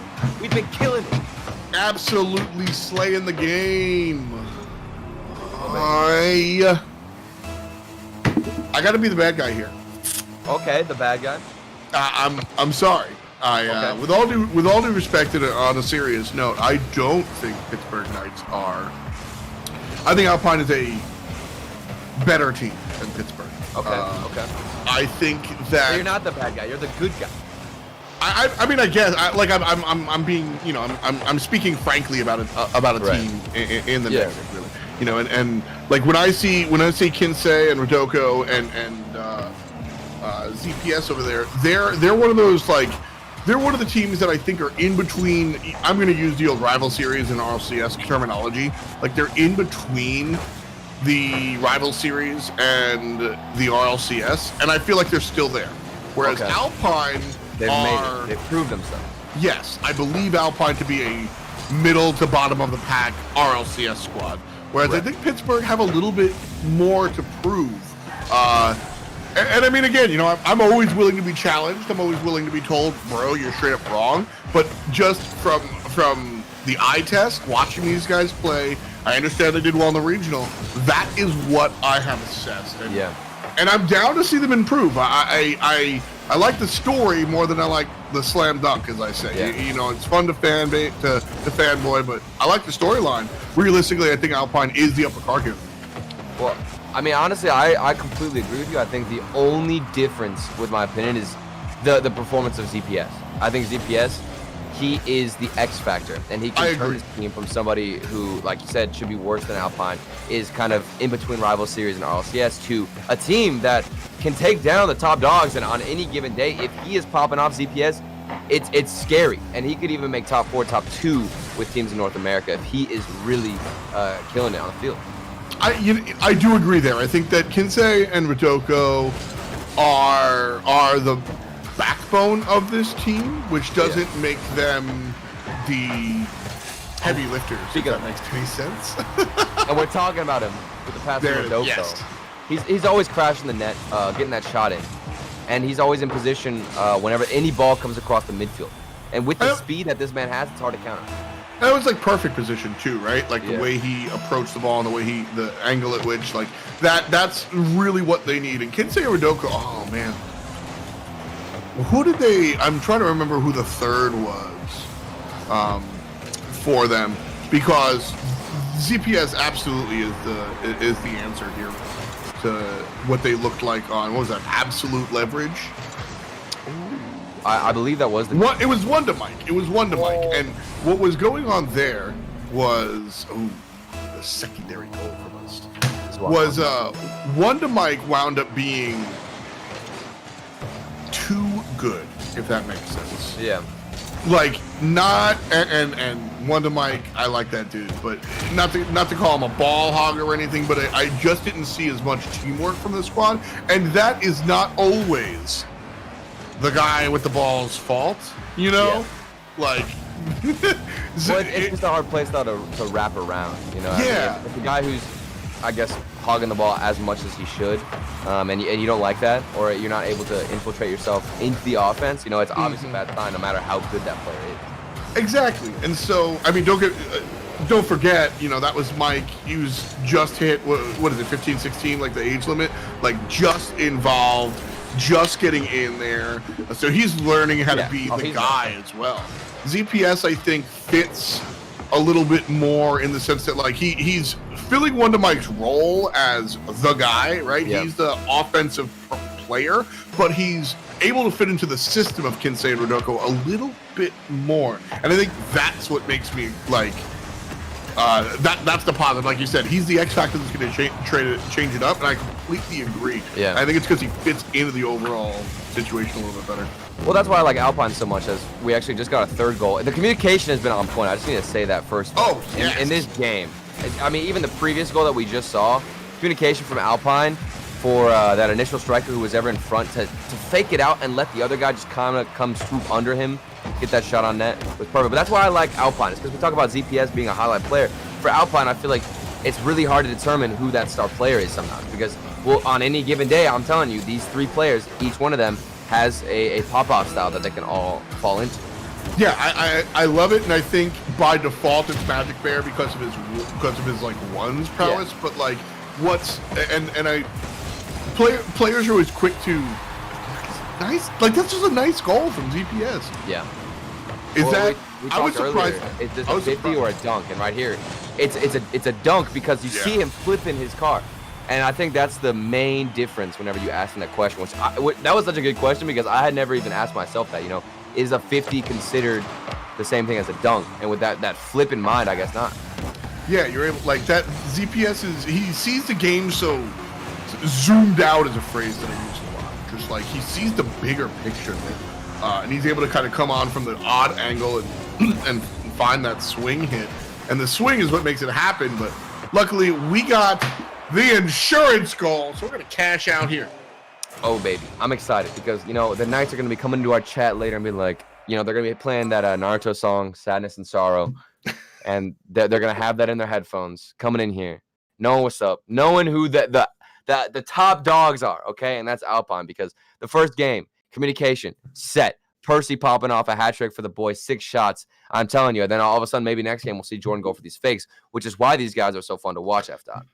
Exactly. It's watching them just kind of do crazy things. 764 score for Percy. Nuts. Like that's the outlier there. And you know, I was talking before about how Magic Bear is the guy on this team by default, but he's not that much taller than the other two players. They just understand their roles. And as we jump into game number 2, I think that's what allows Alpine to be successful is the fact that, like, it's important to be able to default, all right, Magic Bear is going to score the ball if he can, period, end of story. But that's only if he can. If not, Percy can get a hat trick. Jordan carried us last week. And having that not only having the multi-tiered, like how deep our bench is, but knowing, all right, we can just default to letting Magic Bear do it, or if somebody else is hot, we'll go in that direction. That's what excites me and makes me think that Alpine can be a top-tier team. Exactly. Well, the cool thing about Magic Bear is that I think he has a play style that has the potential to have the most impact because we talked about it. If he's annoying and is getting those demos even as he's rotating back, that's when he has probably one of the most impacts on a team that you can possibly ask for, is because he's cutting off the rotation, opening up space, and then he can do his little 1v1 dribbles here and there in the midfield to even go for more opportunities. So this guy, he's a machine. It's really impressive kind of watching the way he fits in. He's a machine. He fits into the machine of the rest of the team. Right? Like, everything is basically a machine. That's what we're saying. Everything are you a AI. machine? Yes, I am AI, artificial intelligence. Cheddar. I believe we that. live in a simulation. Yes, exactly. I mean, that is, you know, they've proved kind of existence of alternative timelines and extra dimensions. Not the alternative timelines. Oh no. Like they've kind of like, so in the year 2015, the Ultra Hadron Collider. Wow, can say crushing our molecules. They always slap us when we go on these alternate dimension rants. They slap us in the face with a pass that was so patiently executed in the corner. He waited before he flipped that out to bait in the defender, and then got that pass out. And now we're trailing. We got 3.5 minutes. We don't have time to go to the next dimension. Oh no, we don't. I'm glad somebody scored there, because I was gonna go down the rabbit hole. I mean, trust me. You want to talk about like. I would have been there. I would have been like, you don't understand. The Hadron Collider created a black hole. We all live inside of the black hole. CPS. Not gonna be able to score it. I thought I was gonna get a cool like black hole reference in the goal, but see, it's my belief that Rocket League is the real, and every time we're not playing the game, we live in our dreams. You know, you ever think about that theory? Because I think that's accurate. So I throw that out there for the one time. What's up? Anyway, this ball is going to thrown in the corner. Let's go, Jordan. Nice little dribble here. I like what I'm seeing. My boy hasn't gotten a fake, but you know what? It's okay. That's up. He's up. I wanted to see Percy wrestle control this. Nice little pop fake, but ZPS going to shove it. And Magic Bear here, set up a teammate. Rodoko gets in the middle. I like Percy going for demos, though. See him on that last man rotating out. And look, it's weird because I always talk about going for demos, but it almost is like whenever you do go for demos, your rotation is extended out so far to the point where nobody can really get over each other's toes because you're so spaced out. If somebody's going for a demo, you're so far away that you can't even double commit. You know, as you're rotating, it almost creates that perfect timing that you hope to see whenever you get back on defense. You're hoping for it. You'll see if you can be punctilious. Okay. The word's back. Is that an actual word? Yes. Oh my gosh. There's no way. I don't believe you. No, like I told you, I'm a really big fan of of words that describe very specific with very specific meanings. That sounds like something you would be a fan of. I like, you know, like it's an attention to detail specifically regarding timing. Okay. And like that's interesting because that means something different than meticulous or detail oriented, right? Like those are all different things. Yeah. But can we use that word when somebody hits a backboard double tap? Like how would you use that for Magic Bear right here with the flip reset and nobody's following? Well, I wouldn't because nobody scored it. So. But was it still punctilious? No, he didn't get there on time. That was the opposite. Well, I don't understand the word, so I'm trying my best here. Can you just give me at least some encouragement in that regard? You can do it. Magic Bear. If Magic Bear hits that into the wall, we have a couple of players in mid that can respond. But just misses, so he looks silly. Just giving that first touch close. 30 seconds left. That's the pass we want to see. There we go. That was looking good. If you remember back to the G2 series, Chicago had a pass super similar where he was all the way up in the air, dropped it down for Rizzo, I believe it was, to get a nice little clean shot. I'm telling you, man, G2's passing, if you can replicate it, you'll be set. Okay, good. No worries. That's a good shot. What a save. Okay, here we go. Put it in the air, put it in the air, put it in the air, put it in the air, put it in the air, put it in the air, put it in the air, put it in the air, put it in the goal, put it in the goal, put it in the goal, put it in the goal, put it in the goal. Oh my. We don't want to talk about that demo. We don't want to talk about it. No. See, now I'm a little bit scared. I don't want the Knights to come in here confident. This is the last thing we want to see. If I see the Knights in the chat saying something that I don't appreciate, then, you know, I'm going to be even more upset. Not only the fact that we lost. It's tied now. It's tied. I'm just saying. You know, I already forgot the what is the word you use again? Perpetual, you're trying to say? No, but the perpetual, the one you Perpetuicity? Yes, that word. Okay, the perpetuicity of them coming in would make me sad. Dude, I don't know. I don't know if that works. The inevitability might be the word you're looking for. Like they're gonna do it no matter what. The inevitability, is that what you're looking for? Yes, exactly. I'm just gonna say yes. Yes to everything. Whatever you're thinking, yes. Game 3 on the docket. We're gonna jump in here. You ever play Read a Rabbit, Turtle? I have no idea what that is. Absolutely no idea. That's fine. That's Boomer. Read a rabbit? No, reader. Like the rabbit is a reader. Bro, I'm so lost. First you're throwing these fancy words, and then now we're losing to the midfield against the Knights, and then you're throwing me some rabbits in the same conversation, bro. This is unacceptable. Turtle is hollow. I'm so confused right now. Not only with the Knights, but also with whatever you're saying. The Boomer talk is getting too much. Okay, I said one thing. Magic Bear trying to say yeah, he wound up with the dark slide, but couldn't. Oh man! But he had the flip still, so he was on the ground with the flip reset on his back, and flipped again into the ball to boost into the air. I am so sad he didn't get that goal. That would have been insane. I'm actually like genuinely sad. Look though. Alpine like have control. This is more. What you giggling? You sound like an EDM beat whenever you do that. So I'm sorry. Keep going. Like that? Yeah, exactly. Okay. See that's the type of hype we need so that we can go in and get some control here on the field. That exact BPM is where we need to be hitting our passes. That's like 110. It's not even that fast. Okay. Oh, Jordan. Oh, I thought he said the flip, but he just forced the 50 and then it got Magic Bear. And then now our third man. Okay, I got scared. I was worried that a third man wasn't rotating it as close or as fast. But we fixed that up against G2. I think that was definitely a wake-up call to stop over-rotating. And then even earlier against Xset in Game 3, where J-Pow was banging it from their own net into ours, that's a slap right there. Yeah, J-Pow was like, I just don't know. That probably helps us more than anything.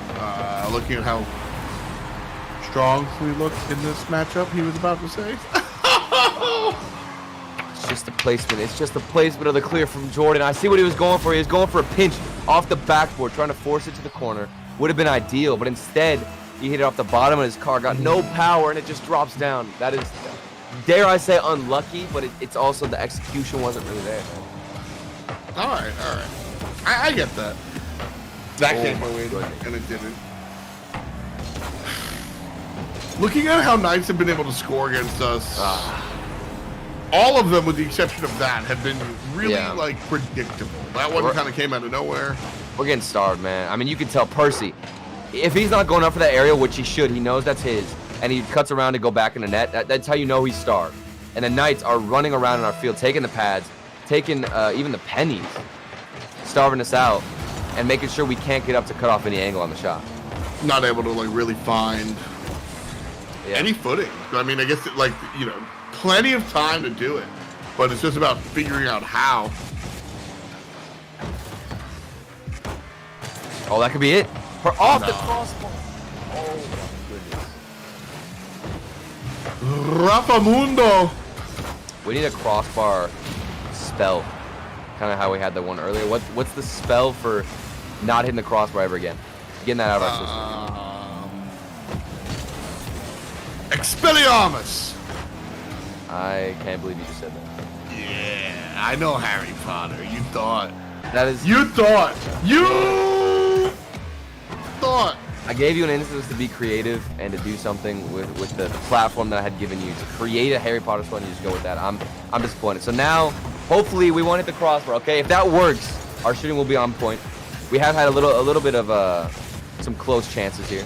back. If anything, that should like disarm. You know, they shouldn't score on us anymore, right? Okay. Yes. You don't even know. That's the one that knocks their wand out of their hand. I know what you're talking about. Bro, you don't even It doesn't know. make any sense, though. It doesn't make any Yes, sense. it does. It's a disarm spell, bro. Oh, Okay. I feel, see what you've done. See what you've done. Disarm what? How are you gonna disarm ZPS when he's getting passes like this from Kinsey and Magic Bear can't get the 50? I won't yell at Magic Bear for that. That was just that was a very fast bounce off the wall. Yeah.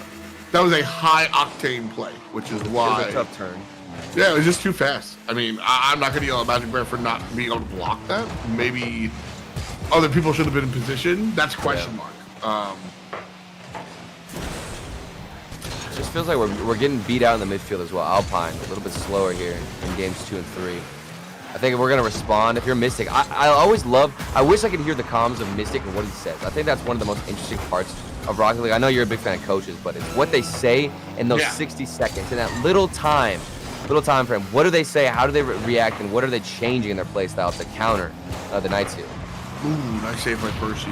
Yeah, I mean that's probably the most important question here because again, this is a team that I think Alpine should beat 3-1. This is a team that is putting up more of a concerted effort than I expected. And again, no disrespect to the Knights, just being straight up and down. And this is absolutely where Mystic comes into play in that sense because I believe the better team is losing right now, which means this is coach's time to like, all right, get your boys in line, figure it out, dude. Right? Well, we're kind of snowed in too on our own defensive end. We have no boost. The transitions out of the defense are very slow. And then the last part is it just feels like we're losing challenges in the midfield. We've kind of lost that speed, which is why I think you like when Alpine is more grounded because it feels like we have that pace that we don't need to worry about versus when the ball's in the air, it seems like we're losing the midfield presence. That's it. It feels it's why I asked, if a competitive Rocket League team could be competitive at a slower pace. Yeah. Because that's what I see this team be actually strong, actually get it done, is when they're able to be a little bit more controlled, a little bit more, whether it means slow, grounded, right? There's a lot of different things there. And so when you're playing up in the G2, that's going to be a taller ask for Alpine, not just because, they're better than us, but because the playstyle doesn't necessarily work there. I think you can rock this type of controlled playstyle and look for that type of stuff at this play level and then grow elsewhere. It's just a matter of actually doing it. I think for a slower approach to the game, you have to be very explosive with it as we get into the next game here. This is going to be basically a match point. We need to counter out something from the Knights because they have been destroying us. We were talking about the midfield, and we also talk about that slow play style where you're bringing the ball down more. I think you can incorporate that. They just can't be your only gameplay. If you're always bringing this ball down, it gets so predictable, you end up losing even more space. So if you're going to do that, you have to just randomly incorporate it into your play style, and that's where you catch the other team off guard. That's fair. Yeah, you're able to just sort of like in fighting games, we say give them the mix-up. You're just not used to the tempo or the angle. Oh, okay. And this ball was so grounded. Look at this. This is what we're talking about, where this ball stays low. Look at Matchbury. He doesn't take this ball into the air. He doesn't take it up the wall. Instead, he keeps the small hit where it's towards the ground. We don't have to worry about pace, and Jordan has a little scoop. Love it. Real simple. Simple-looking goal. And those are, as a fan, you want to be excited about the cool, like, the in-game musty flicks, right? Like, that's what you want. But as a player or coach or somebody a little bit more analytical, just nail the fundies, dude. Like, dude, I thought we were gonna sneak away with this. Rodoko missed this wide open net on the other side. I thought we were gonna sneak, or Kinsey, I mean. Yeah. As Rodoko gets the goal, I thought Kinsey was gonna basically be crying after that. That one, man. I wouldn't. I like. You just feel bad after that. So I'm glad Rodoko hit that one. I'm just like, I know it's against our team, quote unquote. All right, Kinsey, we've all been there, dude. You don't want that to happen. So I'm sure he's gonna be buying his homie an edible arrangement later. We'll see. We've all seen the instant reaction too from the Knights. I mean, these guys. What was it? 5-10 seconds, and then they get a goal back. It's tied up. We got 3.5 minutes left. Yep. A little bit rough. but no problem. Okay. I like the speed from Matchbear to get that one out. But look, he clears that to the corner. Nobody is ready to challenge. Thankfully, the other team misuses the possession, but still, scary looks because we're just kind of throwing this away. And then we get the dribbles. This is what I'm talking about. Jordan, beautiful. Look at this. Now we've created space. Everybody can get boosts, and we can keep going forward. This is where Alpine shine. Oh, and the demo. I lied. The demo. It's over. I mean, you say that. Off the wall. Okay. Off the back, and the no keep. Magic Bear was all the way back here. Didn't trust in the play, which the way I phrased that makes it sound really negative, but I think there's a 10% chance of that play going the way it did, and thus being a goal opportunity, and a 90% chance of it not going that way, and it not being a goal opportunity. So we've let a couple of balls kind of roll into the roll in before here. I think Magic Bear going on defense there was the right move, despite it leaving us without a goal opportunity there. Good 50s though from Matchbear. Look at his patience in the corner to keep it a little bit slower. Make sure he gets in front of it, and he's not worried about getting a goal in. He just wants to make sure he can keep the possession going forward, and he does exactly that. 220 here. Percy's going to be able to block. Nice hit. Okay. You're excited. Okay. See, this is nice. We're not so consumed about scoring, rather just getting this pass out. And I think for the past 2 games, we had been kind of, look, okay, just get this ball at the net, throw it there, and we're getting rid of it. But now it seems a little bit more controlled. Focus, control. Yeah, I feel that. I definitely feel that. That is, like, look at that hit there from Jordan. He doesn't even care about putting that towards the net. He wants to keep in the corner. Over and over again. I mean, that's the game plan, right? That's right, baby. Okay, the fake. Oh my goodness, Magic Bear is scary. Player is insane. What did he do? Break it down. I missed it. Well, he just kept it low and then went for a midair fake on the air. Like, if he had gotten a better 50, could resulted in something special. Those are the small plays that, like, I'm. It's dope to like really learn the. Straight up thanks, Turtle, for like hanging out with me on these Alpine cats. Like that fun. Learning those smaller ins and outs, I think, is really where the game kind of like that's where becomes real beautiful. Yeah. Because I mean, the flashy plays, you even said it yourself. I mean, the flashy plays are so fun to look at. As a fan, you get excited when your team can hit those shots, but on a consistent basis and a team that is actually improving and showing good looks on offense, it's those little moments, those little 50s, or maybe a tiny little pass out, even a small decision can make you at least really impressed with the beauty of Rocket League. Righto, Johnny. Righto. Well, thank you for hanging out with me. You make me sound smart, even though I'm an idiot. And is that? Are you calling me dumb? No. I'm saying. Are you saying that I'm so stupid? No, that's not what I meant. I'm saying you said it. You're saying that because oh my god. No, that's not what I meant. I meant like you give me softball questions, and I'm like, here, this is what we do, and it makes me feel good, and I don't feel good when ZPS are doing. This is not good, bro. Oh, that pass was nice, though.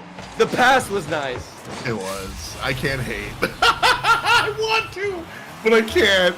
Strong pass, strong class. We'll see if we can score real fast. This is match point. 15 seconds left. We have to get a goal here, or we're going home. All right. Come on, boys. Jordan.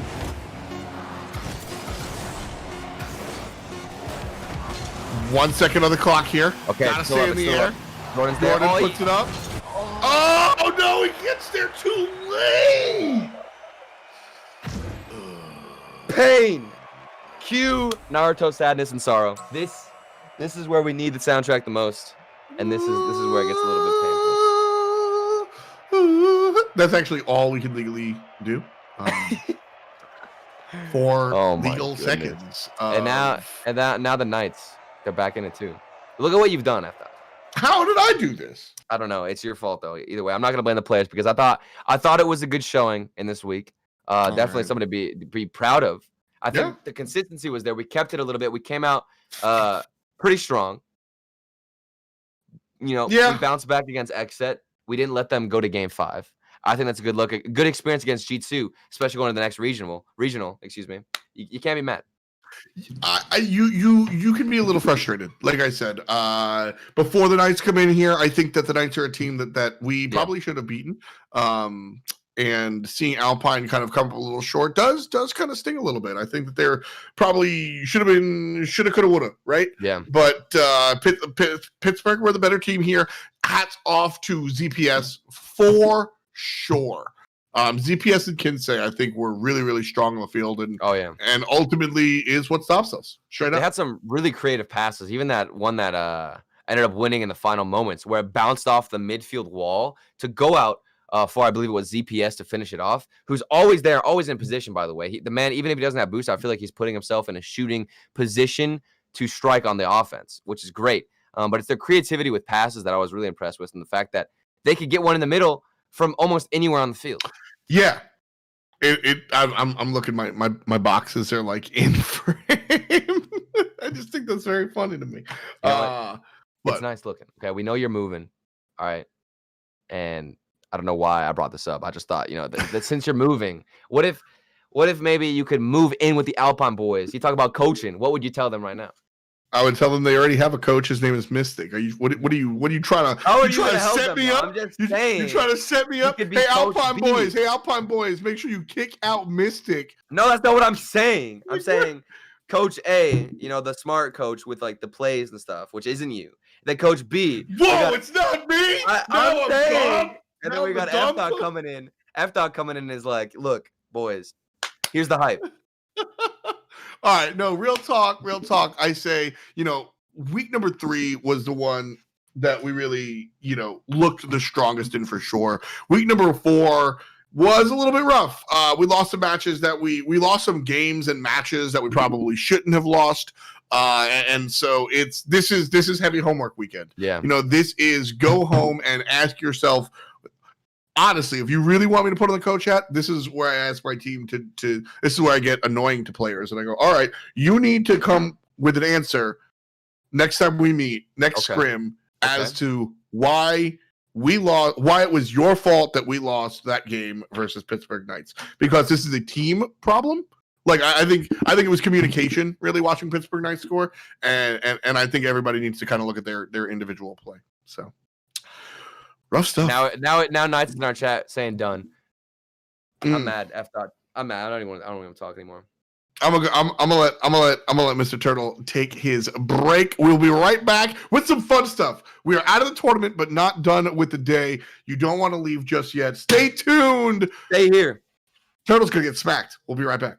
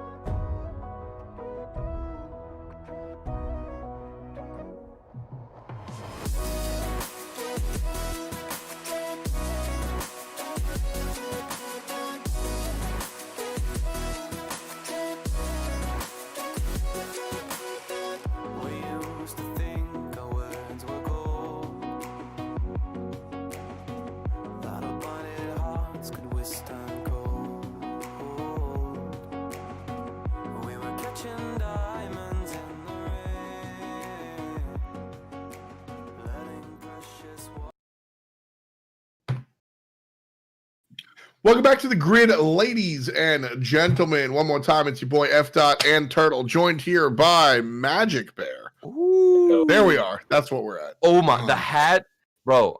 Why did I not even realize? Oh, the Santa hat.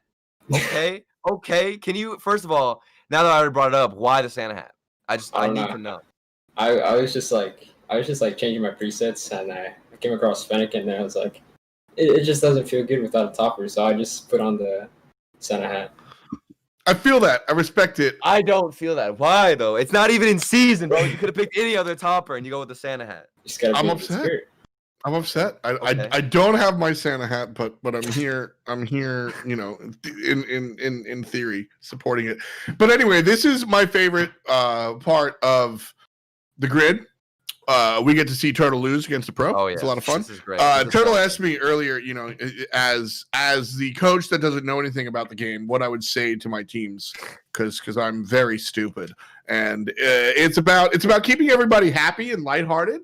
And when you lose, like we did this week, unfortunately, you know, you got to do like a team activity to get everybody up. And beating Turtle is something everybody. So I'm the punching bag. Can get behind. I'll right? take the L. I'll take, as long as it makes Magic Bear. Does this make you feel better? You know, knowing some confidence in you that you can just slap me up here in boomer mode.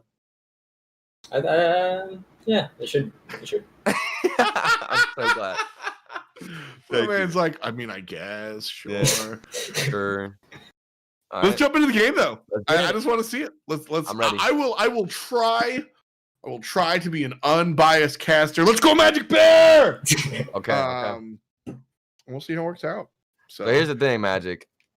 Mhm. First of all, I gotta know what happened in the G2 series. You guys were looking so good in game 1, and then how did they break you down? First of all, I just need to know. Like, was it just the midfield passing that's always too much that G2 used, or what? I think it's just like first game we were like playing so smart, and Right. like I just feel like we just lost control of what we were like trying to do, like our game plan going into game 2s.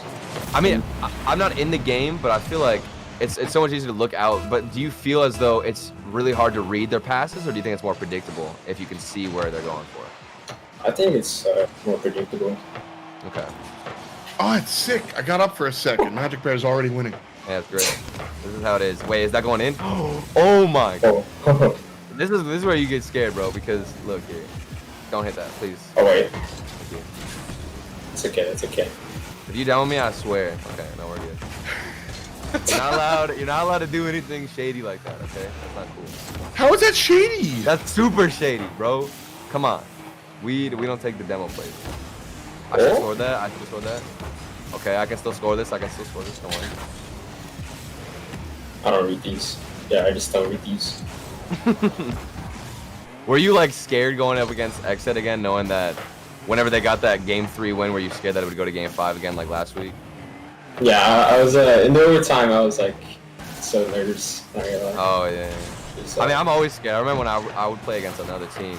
If I had a previous record of always going to game 5, there's no way you can't think about that. yeah. Especially since it happened last week. Okay. No. Dude. Ugh. Okay. I guess This I- isn't. Okay, I'm feeling good. I'm getting used to it. Wait a second. What is happening? Magic, are you good? Oh, he's chilling. He's like, He is chilling. He's vibing. he's out here Okay. freestyling on you, bro. He doesn't even know what's about to hit him though. Are you ready for this? Taken. My question, Magic Bear, are you ready?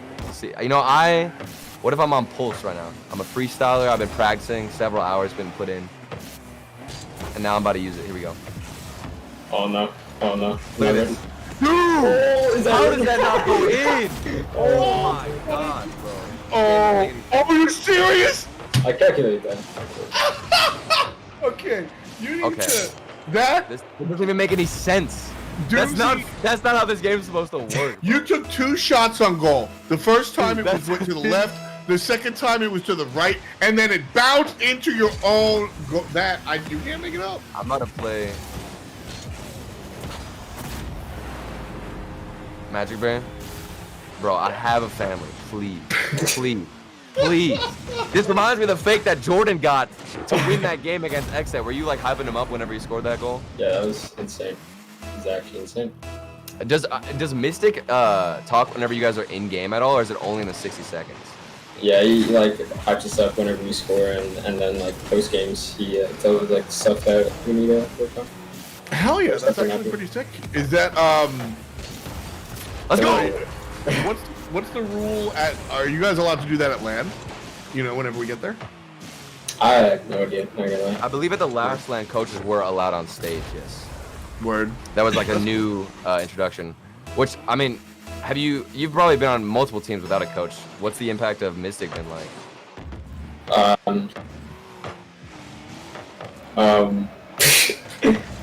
If I have a Mystic, like I mean, does he just like help you calm down a little bit at least? Like, I'm sure Yeah, that's yeah. gotta add something. You know? yeah, and like in replays and stuff, like he just Yeah. like points out stuff that like me, Jordan, basically just could never Oh, see. okay.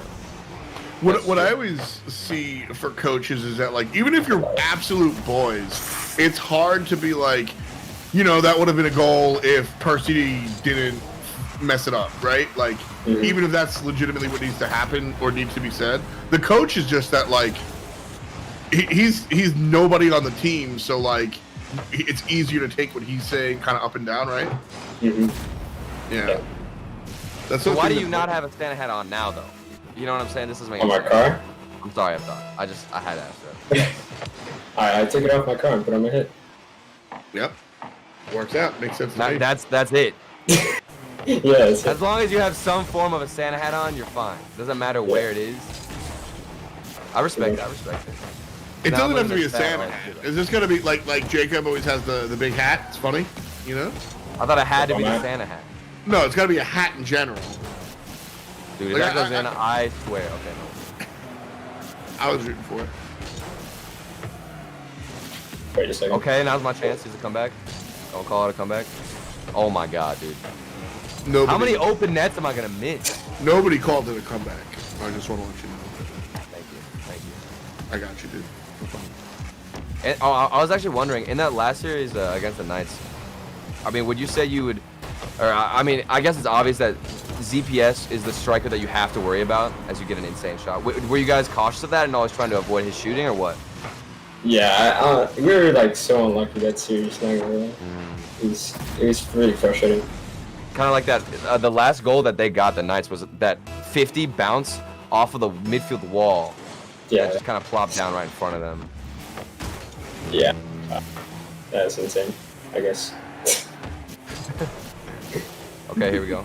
Here we go. Double tap. Alright. Bro, at least give me the chance. Please. Bro, you don't have to defend. Is that in? Dude! That doesn't make any sense. I thought Boomer Mode would give me like a chance, but this is making things worse because he has infinite boost, bro. No, see, this is what happens, Magic. He makes fun of me the entire cast, and then you guys come in and step on him, and life is good. I don't appreciate it. Like, straight up, like, future voice. Like, life is good. Wait, I need to get Magic. I need to get your input. Okay, so if you see some like, if you're watching a cartoon and they're eating food, will you get hungry if the food looks good? Like, have you ever gotten hungry off of cartoon food? I don't think I have. Exactly. Thank you. What have you seen Naruto Ramen? No, I don't watch that. Okay. Yeah! But have you there it seen is, there it SpongeBob? is. Have you There seen it is. SpongeBob? SpongeBob, yeah. So you've seen a Krabby Patty. Yeah. Have you ever gotten hungry from a Krabby Patty? No. Okay. Interesting opinion. I'm just saying Krabby Patties look delicious. No, they don't. What? They definitely do. They look like I mean, it's a hamburger made underwater. It's gotta be wet, bro. Let's go, dude. 4-goal gap. That's it. That's it, baby. Man, no, that next week we're going for a 3-goal gap. We're gonna improve this. if you say so. That's what I'm talking about. Oh, I wait, still think that Krusty Krab food looks good. And now everybody out here wearing toppers. I don't even have one. That's what I'm saying, man. That's what I'm saying. GG match where that was fun though. Thank you for stopping me up. Welcome back to our very serious coverage of the grid here. Yes. It's your boy F. Dot and Turtle and Magic Bear. Okay. One more time for week number 4. So this is too big to fit in a box, so I didn't pack this hat. Where's my hat? I don't have a hat nearby that I can put on. Like, I don't understand. I didn't get the memo. At least we're matching. Here we go. You see this? Let's go. Let's go. Okay. Wait, why? Wait. I'm like, yours is backwards. Why is that? Yeah. I don't even understand. I don't know. I guess Webcams. Either way, they're comfy. Where's yours? F. Dot, huh? Mine is in the mailbox at my new apartment, actually. They have emailed me Oh, okay. 6 times. I'm not even kidding. They've emailed me 6 separate times about the fact that I have not picked up my Alpine Esports jersey. And next week, I'll be wearing it. Well, next week, I'm excited. And speaking of next week, Magic, what's the routine looking like for next week's grid? What are you guys going to do? Is it mostly just replay review, or how does the scrim situation work? Well, like this week we didn't really scrim that much because I've been in school, and like the scrims aren't really like efficient for me because I'm just always tired during scrims. Like I woke up at like 8, so yeah, it's kind of tiring from school, and then I have homework to do after this as well. Oh man, that's so hard to balance. Are you starting to figure out how to balance all that, or are you still kind of in the middle of it? Yeah, I'm still trying to figure out. Yeah, it always gets difficult. Maybe we'll have to introduce a segment on the grid where we just do Magic Bear's homework for him. I'm down. What are we talking? We're talking like calculus, pre-algebra. Whoa. Easier like geometry. Okay. There it is. Geometry is Rocket League, right? The Pythagorean theorem to get the ball in the goal, right? What is Y'all happening? gotta back me up. Yeah, bro, I can't take you seriously in that hat. I can take Magic seriously in the Santa hat, but not you with that. Lo siento, mi amigo. I think that's it. I dropped all of. Oh, I gotta clean all that up. I think that's it for us, though. Anyway, it's been a wonderful week, right? Magic Barrett, you guys obviously looking forward to the future. Any last words? No, not really. Word. Just a Santa hat. It speaks for himself. Yep. I feel that. I respect that. Turtle, any last words? No, glad to hear it. I see how it is, bro. No, just end the show. It's okay. No, you can end the show. It's all good, dude. I was just gonna say, I'm like excited because Alpine did so well in the regional event and they made its playoffs, and that it's we're only looking up here and the boys are ready. But I guess you just cut me off. It's okay. No, it's okay. Yeah, no, fine. You know what? That's okay. I will be the supporter. It's so exciting to see you guys continue to improve, and you will continue to do just that. Alpine Esports on the climb. Exclamation point merch in chat. Get the gear that these two are wearing. I'll be wearing it next time, and you'll be here next time. That's it for us this week. We'll see you tomorrow, next week on The Grid.